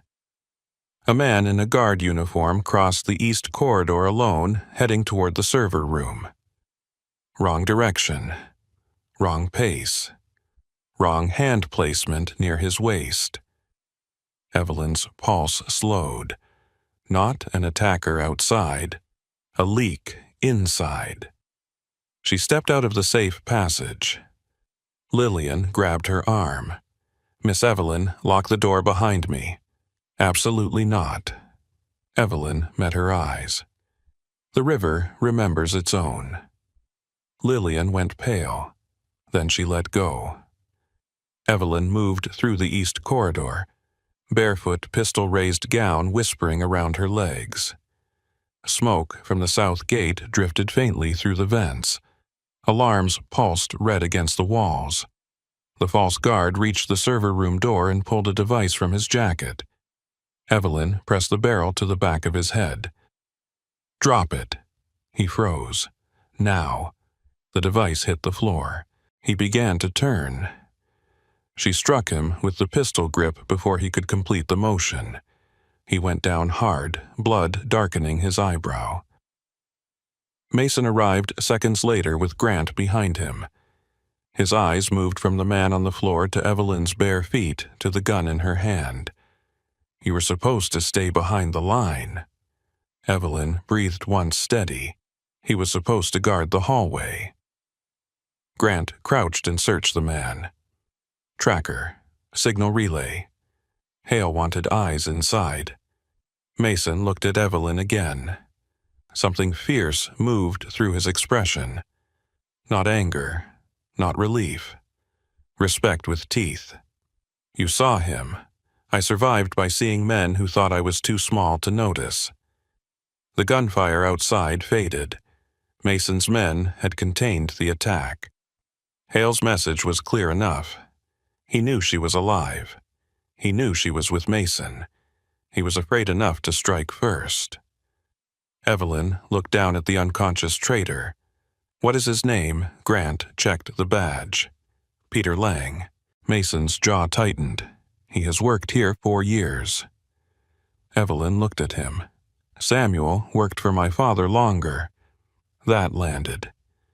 Mason gave one sharp nod. "Take him downstairs." Alive. Grant dragged the man away. Mason and Evelyn stood alone in the red emergency light. Her hair had come loose. The green gown was torn at the hem. Her bare feet were streaked with dust. She looked nothing like the polished air Lillian had made in the mirror. She looked more dangerous. Mason stepped closer. "You could have been killed. So could you. That is different. Because you are useful. Because I am used to it." Evelyn laughed softly, breathless and angry. There it is, the great Mason Cole willing to bleed for everyone but terrified someone might stand beside him while he does it. His eyes darkened. "You know nothing about what terrifies me." "No, I think I do." "Careful." She stepped closer this time. "You are not afraid of bullets. You are afraid of needing someone who does not need your permission to leave." The silence that followed was sharp enough to cut. Mason reached for her, slowly giving her time to move away. She did not. His hand touched the side of her face thumb, brushing a trace of dust near her cheekbone. "Evelyn," he said. Her name in his voice no longer sounded like exposure. It sounded like surrender held back by force. She closed the distance herself. The kiss was not gentle, It was not sweet. It was rainwater smoke, grief, anger, and 12 years of being alive when she was supposed to be dead. Mason kissed like a man who had spent his life controlling rooms and had just found the one thing in them he could not command. Evelyn kissed like a woman furious that she wanted anything from him, and more furious that she wanted this. When they broke apart, the alarms had stopped. Neither of them moved away. Mason rested his forehead near hers, not quite touching. "This complicates things," he said. Evelyn's mouth curved. "Only if you were pretending they were simple." A voice sounded from the far hallway. "Boss." Eli stood there, tablet in hand, carefully looking anywhere except at them. Mason turned, composure returning like a door closing. What Eli swallowed. "Peter Lang sent one file before we cut the relay." Evelyn's stomach tightened. "What file?" Eli looked at her. "A still image from the library. Your face, the ledger, Mrs. Brooks in the background." Mason's expression went cold. "Who received it?" Eli hesitated. "Samuel Reed." Evelyn felt the old world tilt. Not fear this time. Recognition. Samuel knew. Not rumors, not whispers, not a frightened message from Hale. He had seen her face. Evelyn walked back to the mirror room without speaking. The others followed at a distance. She stood before the mirror again. The gown was torn. Her mouth was swollen from Mason's kiss. Her eyes were bright with something that had burned past grief into purpose. Lillian entered quietly, carrying a velvet box. "I was saving this for tomorrow," she said. She opened it. Inside lay her mother's diamond magnolia necklace. Evelyn stared. Mason spoke from behind her. "I found it in a private collection in Miami. Reed sold it 6 years ago." Evelyn touched the diamonds with 2 fingers. Her mother's necklace, the one she had worn the night of the last dinner, the one Evelyn believed had melted in the fire with everything else. "You bought it, I returned it." Her eyes lifted to his in the mirror. "You should have told me." "Yes." "Why did you not?" "Because I did not want gratitude." "What did you want?" Mason's gaze held hers. "To see you wear it when you stopped hiding." Lillian fastened the necklace around Evelyn's throat. The diamond settled against her skin like cold stars. Evelyn looked at herself. Not Anna Blake. Not the frightened girl in the drainage tunnel. Not yet the ruler her father might have raised. Something new. Something made from all of them. She turned to Mason. "Call Henry Vale." Mason watched her carefully. "For what?" "Tell him to contact every family that still remembers my father with respect or guilt. Tell them to attend the Magnolia Foundation Gala." Eli looked up from the tablet. "That gives Reed less than a day to prepare." Evelyn picked up her father's ledger. "No, it gives him less than a day to run." Mason's eyes sharpened with approval. "And if he does," Evelyn closed the ledger against her chest. "Then he proves his guilt before I ever enter the room." Grant, standing in the doorway with a fresh bandage under his jacket, gave a low whistle. "I like her better than you." Mason did not look away from Evelyn. "So do I." The words hit the room with more weight than a flirtation. Evelyn felt them, but she did not let them move her. Not yet. She walked past Mason toward the library, the diamonds at her throat catching the low light. Men turned as she passed. Not because Mason was behind her, because she no longer looked like someone being protected. She looked like the reason protection existed. At the library table, Evelyn opened the Whitmore ledger to the first page. Her father's handwriting waited there steady as a pulse. She took a pen and wrote beneath his name. Evelyn Whitmore. The ink looked strange at first. Then it looked inevitable. Mason stood across from her. "Once you do this, Anna Blake is dead." Evelyn looked at the name she had written. "Anna Blake kept me alive." "Yes." She deserves better than to be called a lie. Mason accepted the correction with a slight nod. What does she deserve? Evelyn closed the ledger.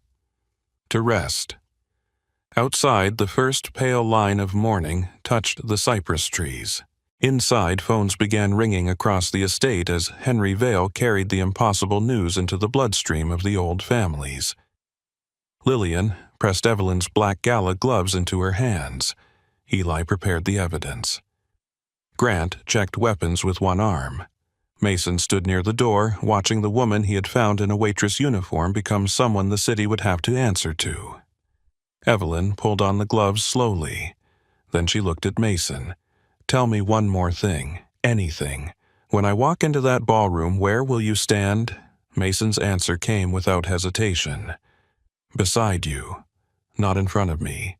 Never again. Evelyn held his gaze for one long second. Then she nodded. The cars were waiting under the gray morning sky, black and polished engines, humming like restrained animals. Evelyn stepped into the first one, wearing her mother's diamonds, her father's ledger in her lap, and Anna Blake's survival hidden beneath Evelyn Whitmore's skin. Mason sat across from her. This time, she did not point a gun at him. This time, she did not lower her eyes. The city opened around them as the convoy rolled toward New Orleans, toward marble floors, champagne glasses, old enemies, and the man who had stolen her father's house. Evelyn looked out at the waking streets. Samuel always hated being late, she said. Mason watched her reflection in the glass. Then we should arrive after him. For the first time that morning, Evelyn smiled. Yes, she said, let him wait. Samuel Reed was already waiting when the first champagne tower caught the light. The Roosevelt Hotel had dressed itself for sin in silk and crystal. Gold chandeliers floated over the ballroom like captured suns. White roses climbed the marble columns. A string quartet played near the grand staircase, soft enough to flatter the guests, and quiet enough not to interrupt the private threats being exchanged behind smiling mouths. Every important predator in the South had arrived under the cover of charity. Senators shook hands with smugglers. Bankers laughed beside union men. Judges accepted kisses on both cheeks from women whose husbands owned more guns than restaurants. The Magnolia Foundation Gala was supposed to raise money for children's hospitals and hurricane relief. Everyone in the room knew the true business would happen after dessert when doors closed, cameras went dark, and old families decided who got to breathe comfortably for another year. Samuel stood near the center of it all wearing a black tuxedo, a silver watch, and the calm expression of a man who had stolen enough to believe ownership was the same as belonging. Victor Hale stood beside him. Hale was tall, broad, handsome in the polished way of men who paid other people to fear them. His smile moved easily. His eyes did not. He held a glass of champagne but had not taken a sip. Every few seconds his gaze moved toward the ballroom entrance. Samuel noticed. "You are anxious," he said quietly. Hale smiled at a passing woman before answering. "I am alert. There is a difference. Anxious men pray.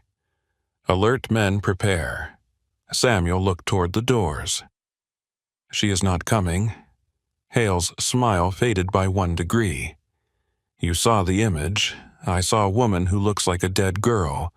You saw Evelyn Whitmore." Samuel's fingers tightened around his glass. The name still had power.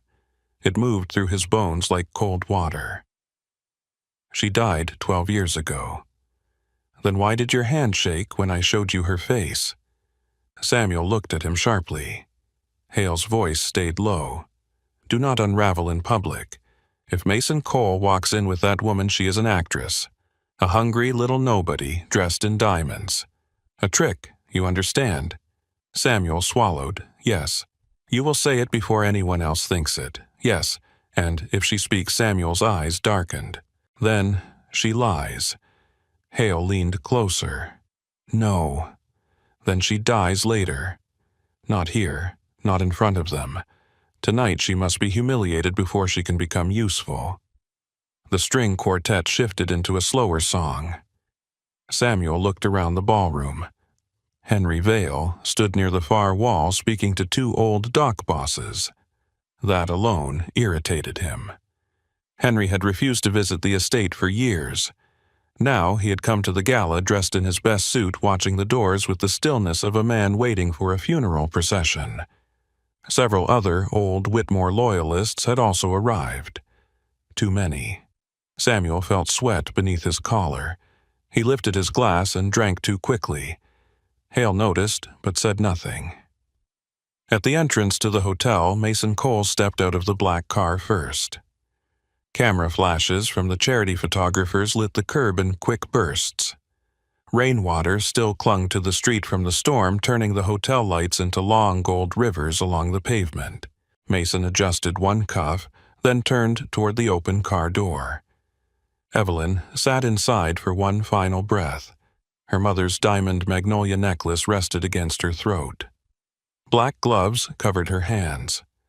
Her gown was deep ivory, almost white, fitted through the bodice and falling in clean lines to the floor. Lillian had chosen it because Evelyn's mother once said white made liars nervous.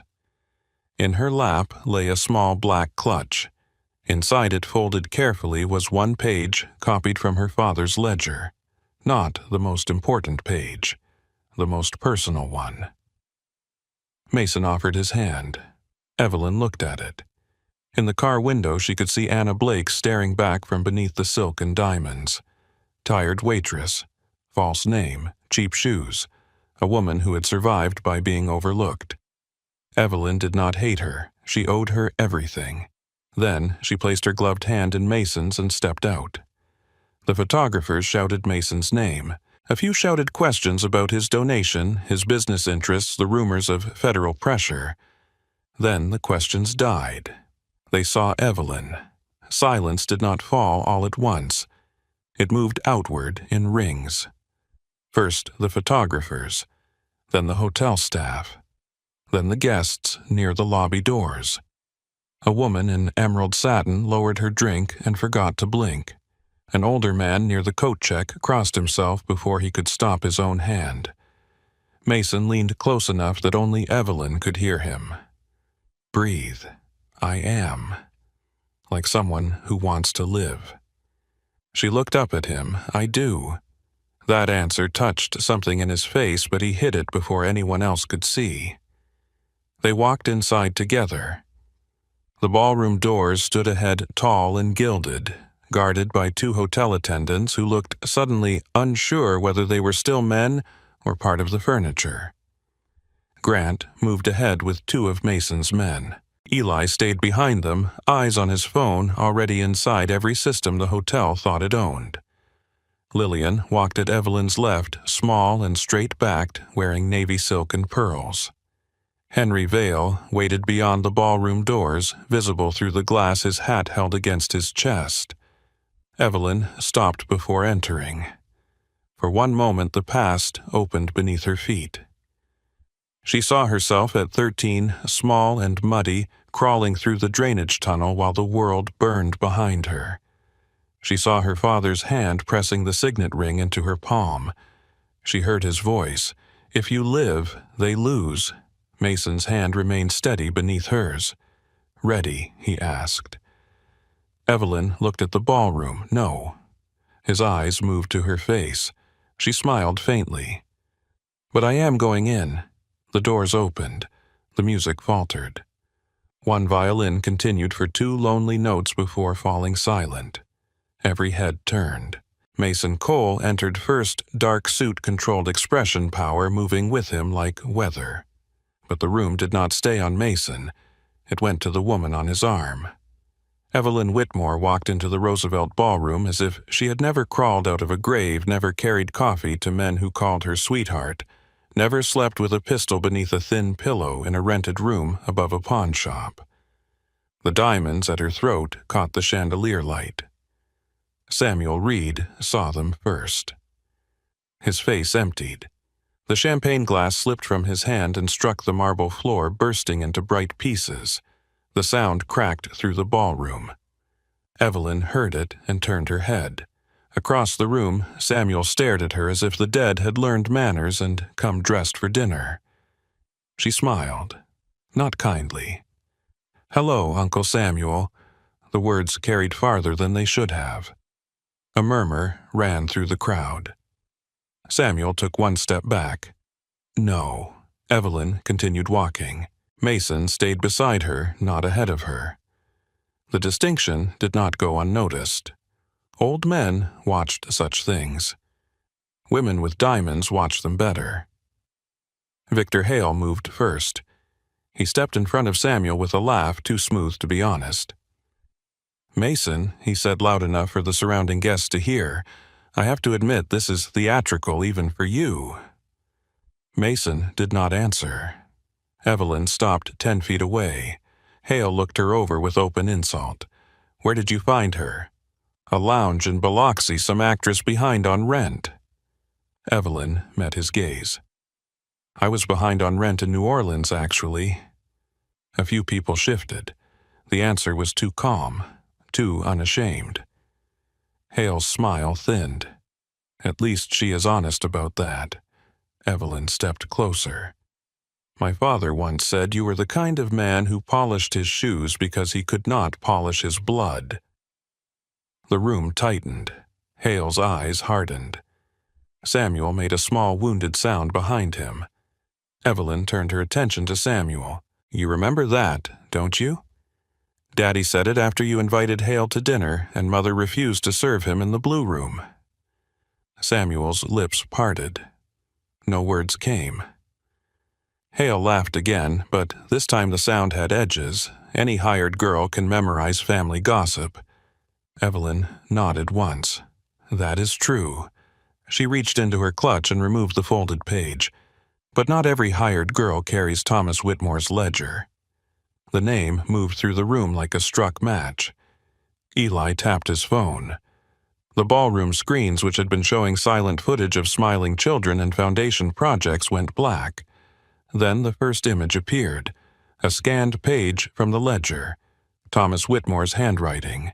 Names, dates, port access notes, a warning written 2 weeks before the massacre. "Watch Hale.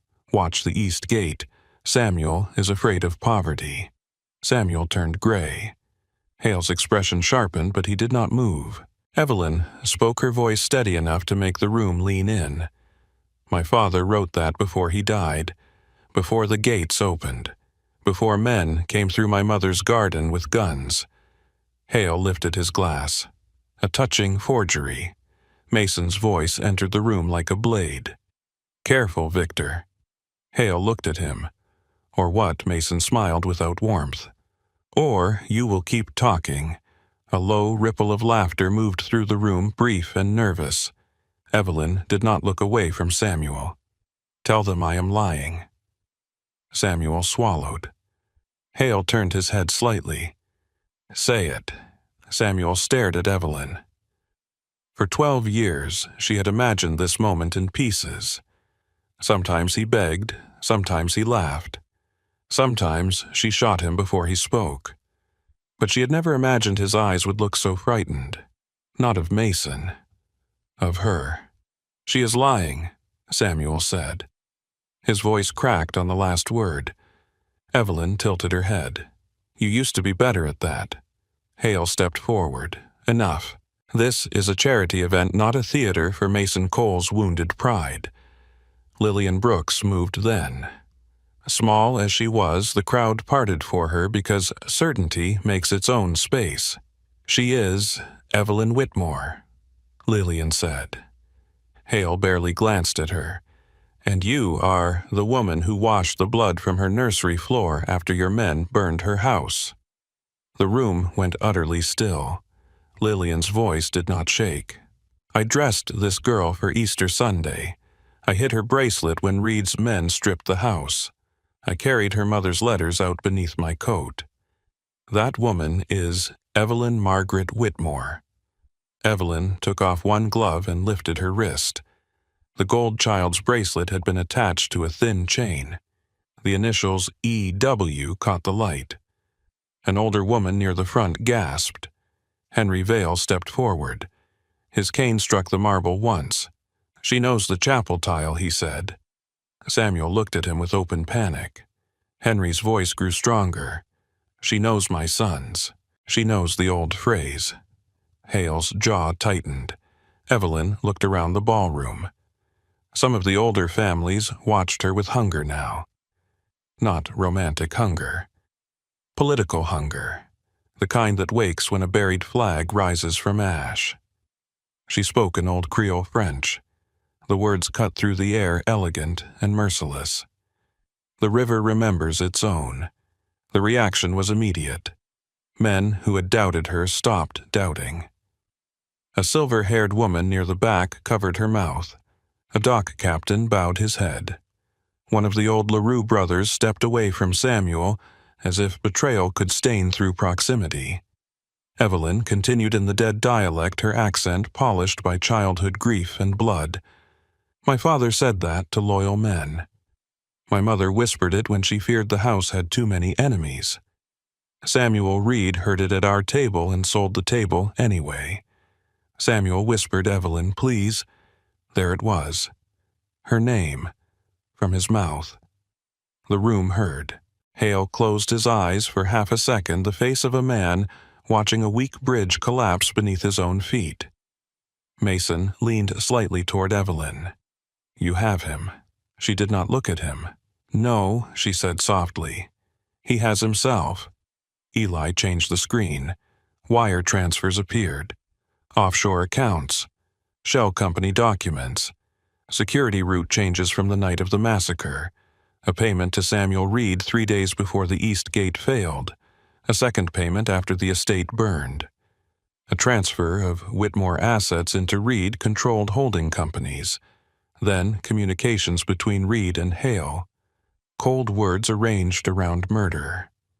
Samuel's breathing became audible. Hale looked at the screens, then at the crowd measuring exits, loyalties, guns. Evelyn saw it. So did Mason. Grant shifted near the right wall. Mason's men were already positioned, scattered through the room as waiters, donors, security, and silent threats. Evelyn stepped toward Samuel. The crowd opened. Hale reached for her arm. Mason caught his wrist before contact. The movement was fast and quiet. Hale and Mason locked eyes. Mason's voice was low. "Touch her, and lose the hand in public." Hale pulled away slowly, smiling as if amused. Evelyn never stopped moving. She stood before Samuel. He was older than she remembered. Softer, smaller. The giant from childhood had been eaten by the coward who replaced him. "Did you know I was home?" she asked. Samuel's eyes filled with tears. "Evie, do not call me that." He flinched. She leaned closer. "Did you know I was home?" His mouth worked soundlessly. Hale spoke from behind her. "This is absurd. Reed, say nothing." Evelyn's eyes stayed on Samuel. "I remember the last book you gave me, a blue cover. You wrote inside it, 'Be brave, little Magnolia.' I kept it under my pillow the night you opened the gate." Samuel's tears spilled over. "I did not know you were there." The words left him like blood from a cut. The ballroom seemed to inhale. Evelyn felt the child inside her go still. "You did not know." Samuel shook his head, crying now. "You were supposed to be at school. Your father changed the schedule. I did not know. And if you had—" He covered his face. "Please." Evelyn's voice lowered. "If you had known I was home, would you have stopped them?" Samuel sobbed. That was answer enough. But Evelyn wanted the room to hear him. "Say it." Hale's voice cracked like a whip. "Reed, shut your mouth." Mason looked at Grant. Grant moved. So did Hale's men. For one charged second, the ballroom balanced on the edge of slaughter. Then Henry Vale lifted his cane and struck one of Hale's men across the wrist as the man reached for his weapon. The gun clattered to the floor. That broke the spell. Mason's people drew first. Hale's men froze as silencers appeared from beneath jackets and behind serving trays. No one fired. Not yet. The old families watched the balance shift with the cold attention of gamblers seeing the final card. Evelyn did not turn around. "Samuel," she said, "say it." Samuel fell to his knees. "Yes," he whispered, louder. He looked up at her, ruined. "Yes. I gave Hale the gate codes. I moved the guards. I told them where Thomas kept the ledgers. I told them where your mother would be during dinner."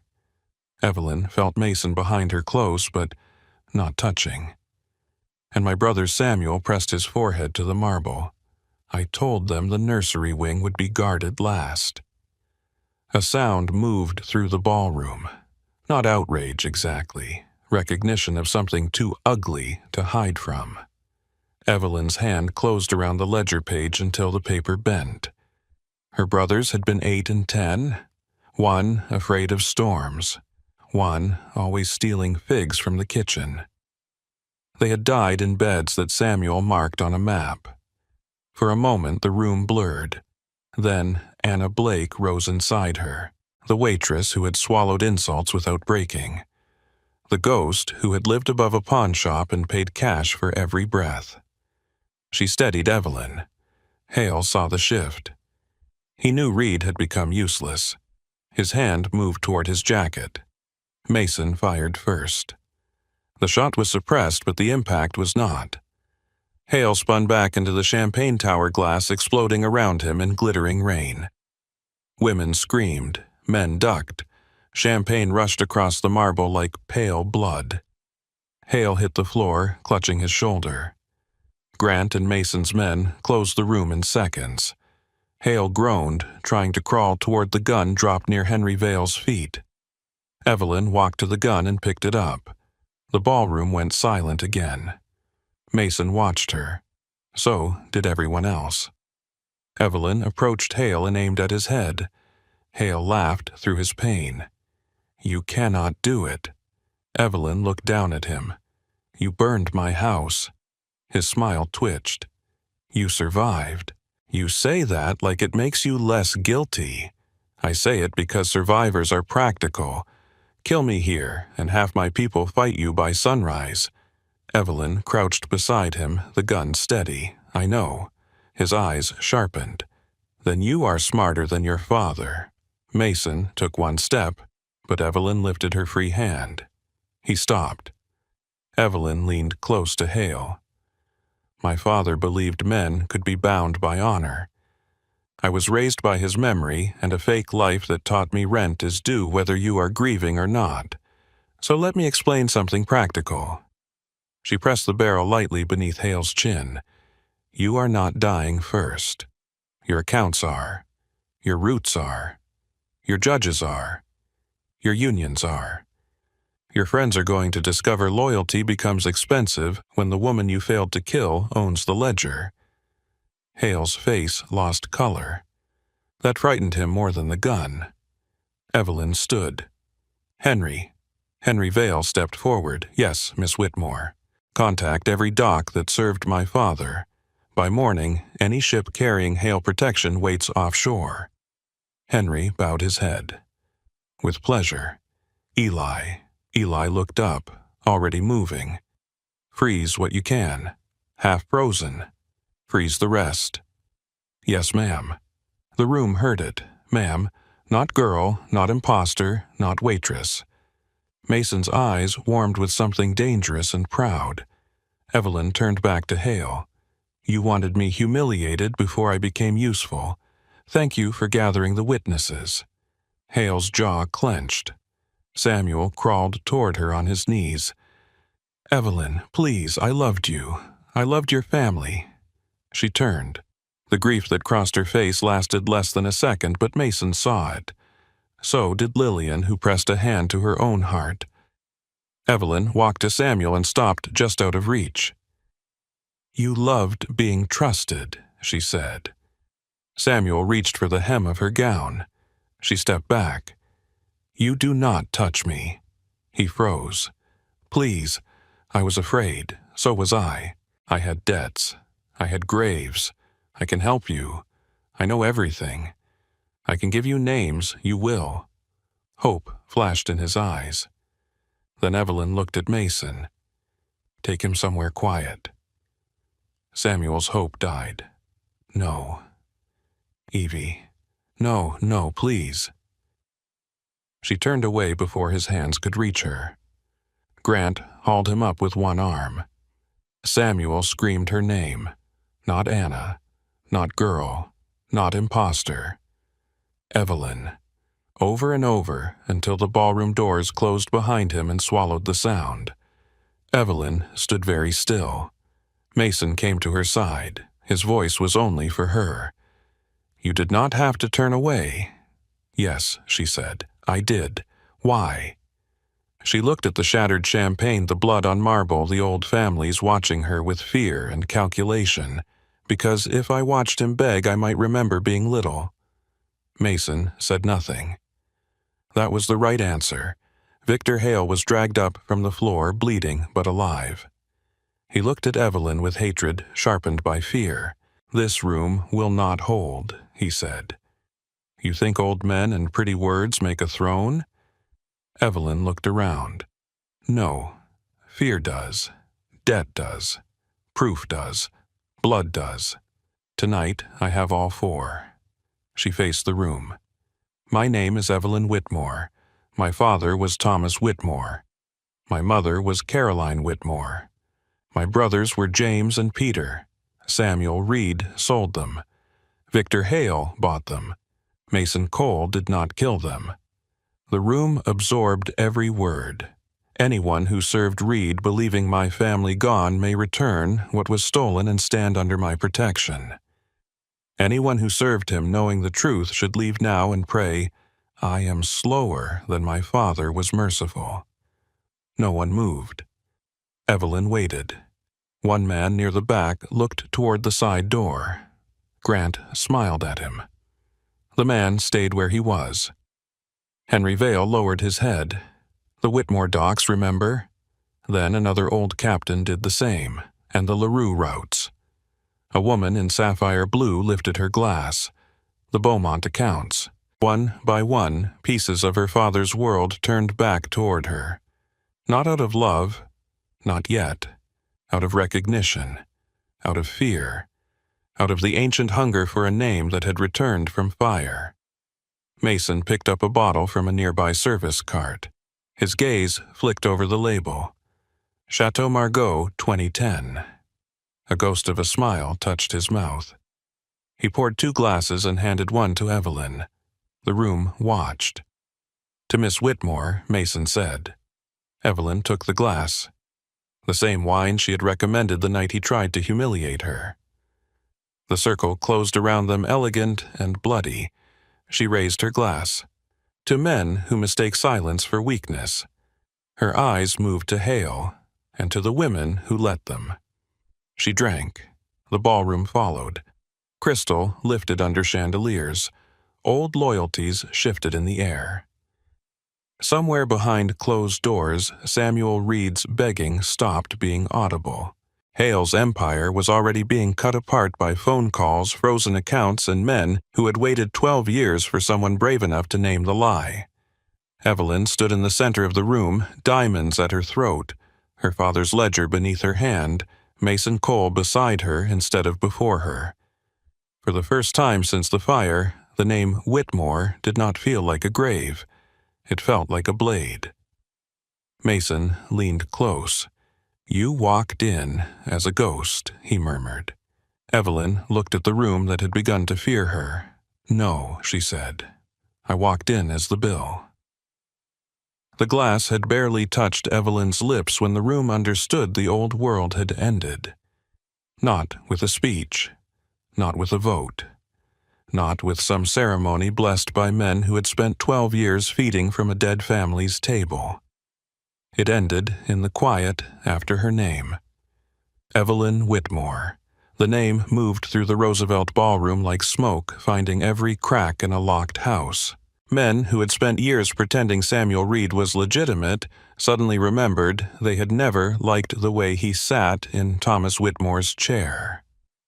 Women who had worn his diamonds now glanced at their necklaces as if they had become heavy. Captains, bankers, union men, Judges, all of them, recalculated the value of loyalty, while champagne dried sticky on the marble. Victor Hale stood near the wall between two of Mason's men, his shoulder wrapped in a white tablecloth already soaked red. He was still breathing. That was not mercy. It was strategy. Evelyn had learned the difference. Across the room, Henry Vale spoke quietly into his phone, his old voice steady with the pleasure of work he had waited too long to do. One by one, the docks began answering to the Whitmore name again. Barges were delayed. Cargo was held. Hale's private security crews found their access badges failing.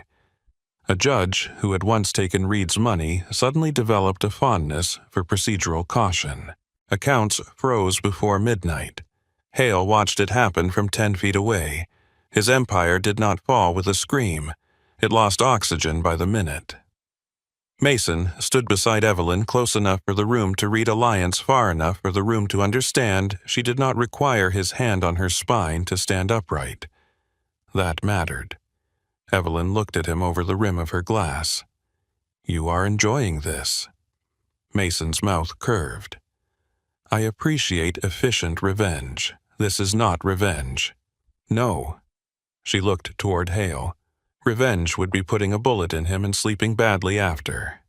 And this is making sure he wakes up tomorrow with nothing but his name and the pain in his shoulder. Mason studied her for a quiet second. "Your father would have been proud." The words struck too close. Evelyn turned her face away before he could see the child in her reach for them. "My father trusted Samuel Reed. He was proud before he was betrayed. The two can exist in the same grave." She looked back at him. There was no softness in his face, not the kind people used when they wanted gratitude. Mason Cole never gave comfort with both hands.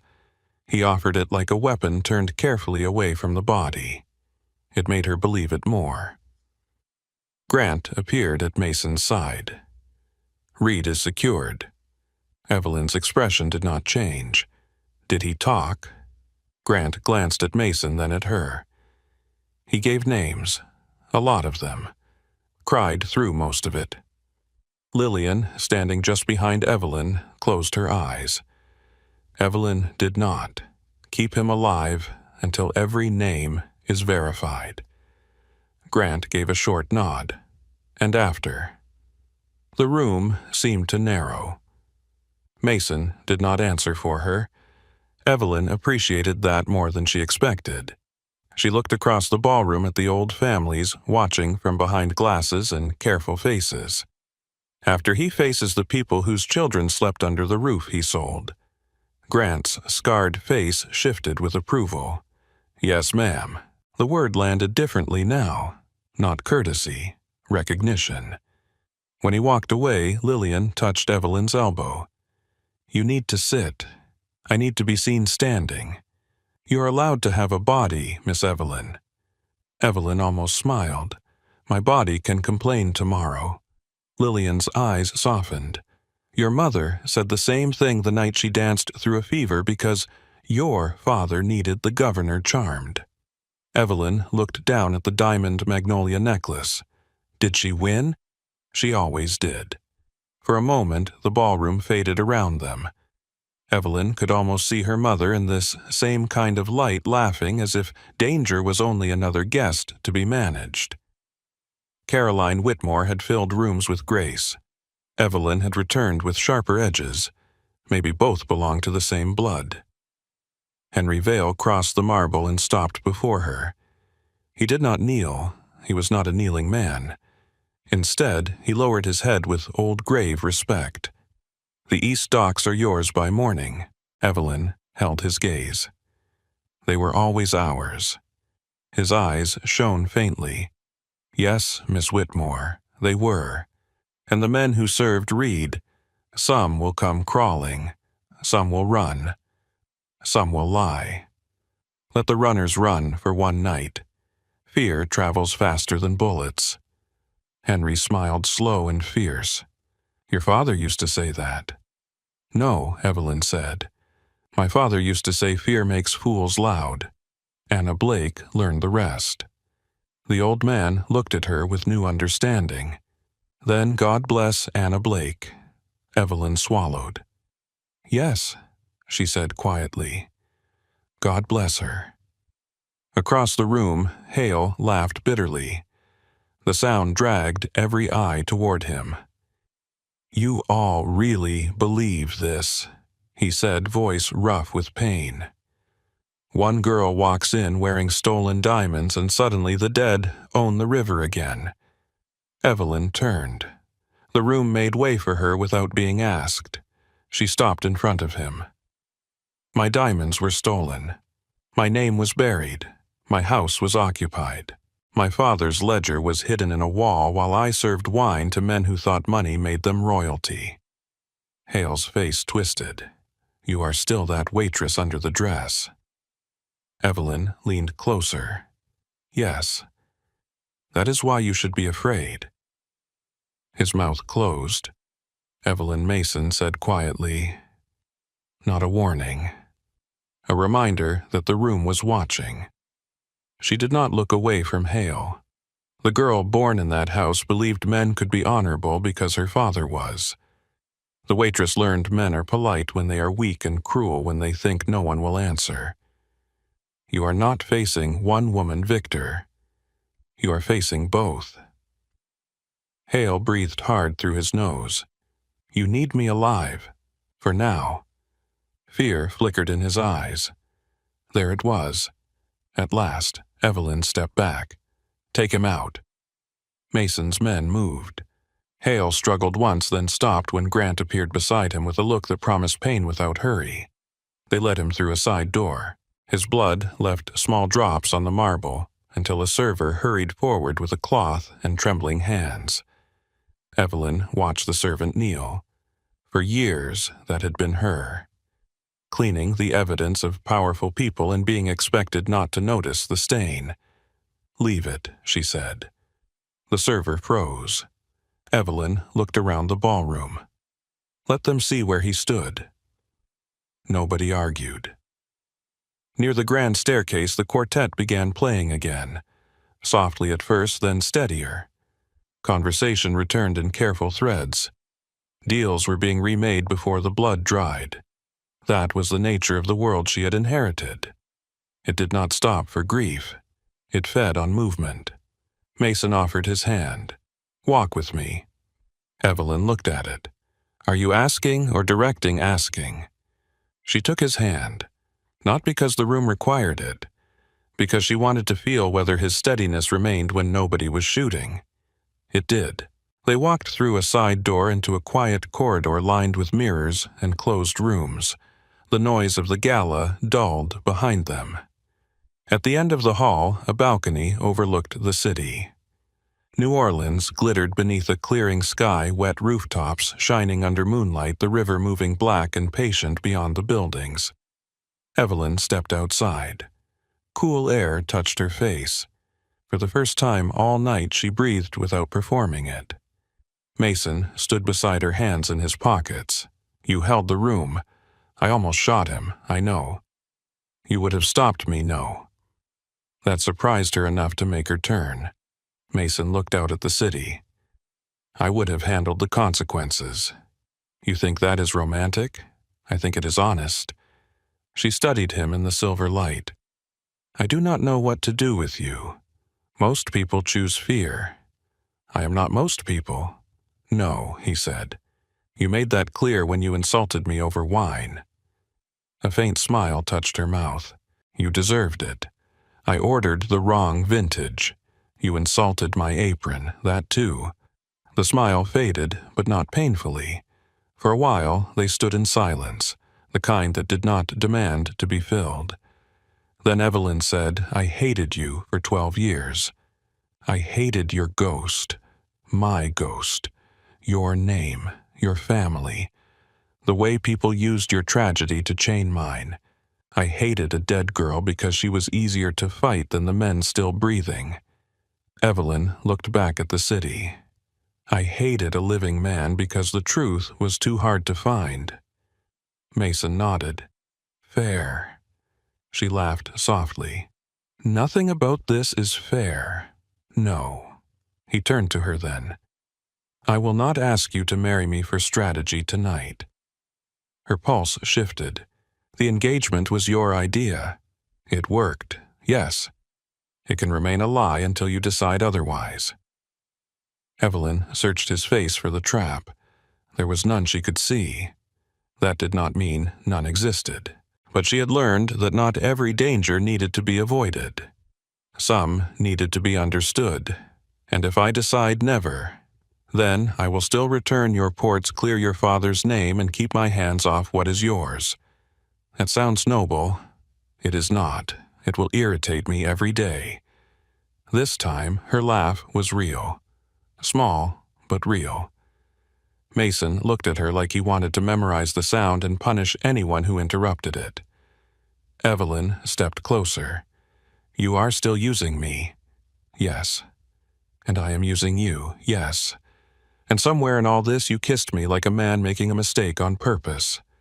His eyes darkened. I have made worse decisions with less conviction. She lifted one gloved hand to his chest. His heart beat steadily beneath her palm. You scare me, she said. His voice dropped. Good. Her eyes sharpened. That was not a compliment. I know. No, you do not. You scare me because I wanted to trust you before I gave myself permission. Mason went still. The city hummed below them. Evelyn continued quieter now. I spent years surviving by never needing anyone. Then you opened my grave, handed me a war, gave me back my mother's necklace, and stood beside me when every man in that room waited to see if I would break. You did not. I know. She touched his jaw. But I might have. Mason covered her hand with his. Then I would have stood there until you remembered how not to. It was not a sweet answer. It was better. Evelyn kissed him first. This kiss was slower than the first one. Less fire, more recognition. His hand settled at her waist with restraint that trembled at the edges. She felt the violence in him held back by choice, and the choice mattered. She had known men who took. Mason, for all his sins, waited where it counted. When she pulled away, his forehead rested lightly against hers. Inside the ballroom, applause rose for something neither of them cared about. Evelyn whispered, I am not yours. Mason answered at once. No. She looked into his eyes. And you are not mine. A slight smile touched his mouth. No. Her fingers tightened in his jacket. Not unless you choose to be. The smile vanished. There at last she had found a way to unsettle him. Before he could answer, Lillian appeared in the balcony doorway. Miss Evelyn. Evelyn turned. Lillian's face was pale but peaceful. Samuel is asking for you. The name passed between them like cold wind. Evelyn released Mason and stepped back. Is he still crying? Yes. Good. Lillian waited. Mason watched Evelyn carefully. She looked at the city once more, then at the doors leading back into the hotel. For 12 years, she had imagined that seeing Samuel Reed broken would heal something. It had not. It had only opened a clean path through the ruin. She touched the magnolia necklace. No, she said. Lillian blinked. No. He does not get my face as his last comfort. Something proud and sad moved across Lillian's features. What should I tell Grant? Evelyn's voice was steady. Tell him Samuel Reed belongs to the families he betrayed. Every confession first. Every stolen dollar traced. Every grave named. Then, justice. Lillian nodded. And if they ask what justice means, Evelyn looked at Mason. He did not speak for her. She looked back at Lillian. They know. Lillian left. Mason remained beside Evelyn on the balcony as the first pale hint of dawn touched the edge of the sky. You chose not to see him, he said. I already saw him, on his knees. That was enough. And hail, he wakes up poor. Mason's mouth curved. Cruel woman. Practical man. They returned to the ballroom together. This time, no one mistook the arrangement. Mason Cole was not presenting Evelyn Whitmore to the room. Evelyn Whitmore was allowing Mason Cole to stand at her side. By morning, the gala had become legend. By noon, ships carrying Hale contracts sat idle along the Gulf. By evening, Samuel Reed's confession had reached every family that mattered, along with copies of Thomas Whitmore's ledger, and proof that the Cole name had been framed. Men who had cursed Mason's father in public sent quiet apologies through private channels. Mason accepted none of them. He kept the messages anyway. 3 days later, Evelyn returned to the Gilded Heron. The restaurant looked smaller in daylight. Mr. Halbrook nearly dropped the reservation book when she entered. Marcus stared from the service station with his mouth open. The staff went silent in a way she remembered too well. Evelyn wore a dark suit, her mother's necklace hidden beneath the collar and the silver magnolia hairpin in her hair. Mason followed behind her, but only just. She walked to table 9. The same chandelier glowed above it. The same polished glasses waited. The same wine list rested in leather. Evelyn sat. Mason sat across from her. A waiter approached with visible terror. Evelyn looked up gently. "Relax. I know how it feels from your side of the table." The waiter blinked, then nodded. Mason opened the wine list. Chateau Margaux, 2009. Evelyn arched one brow. Still impatient, still correcting me. Someone has to. The waiter looked between them, unsure whether he was allowed to smile. Mason closed the wine list. The 2010, then. Evelyn leaned back as the first soft notes of jazz drifted in from the street. Outside New Orleans moved on bright and hungry, carrying secrets beneath every balcony and prayer beneath every bell. Inside, the woman who had once served powerful men now sat across from one. Not rescued, not owned, remembered. Mason lifted his glass when the wine arrived. To Anna Blake. Evelyn's eyes softened. She lifted hers. To Evelyn Whitmore. Their glasses touched. The sound was small, clean, and final. The dead language had not betrayed her. It had brought her home.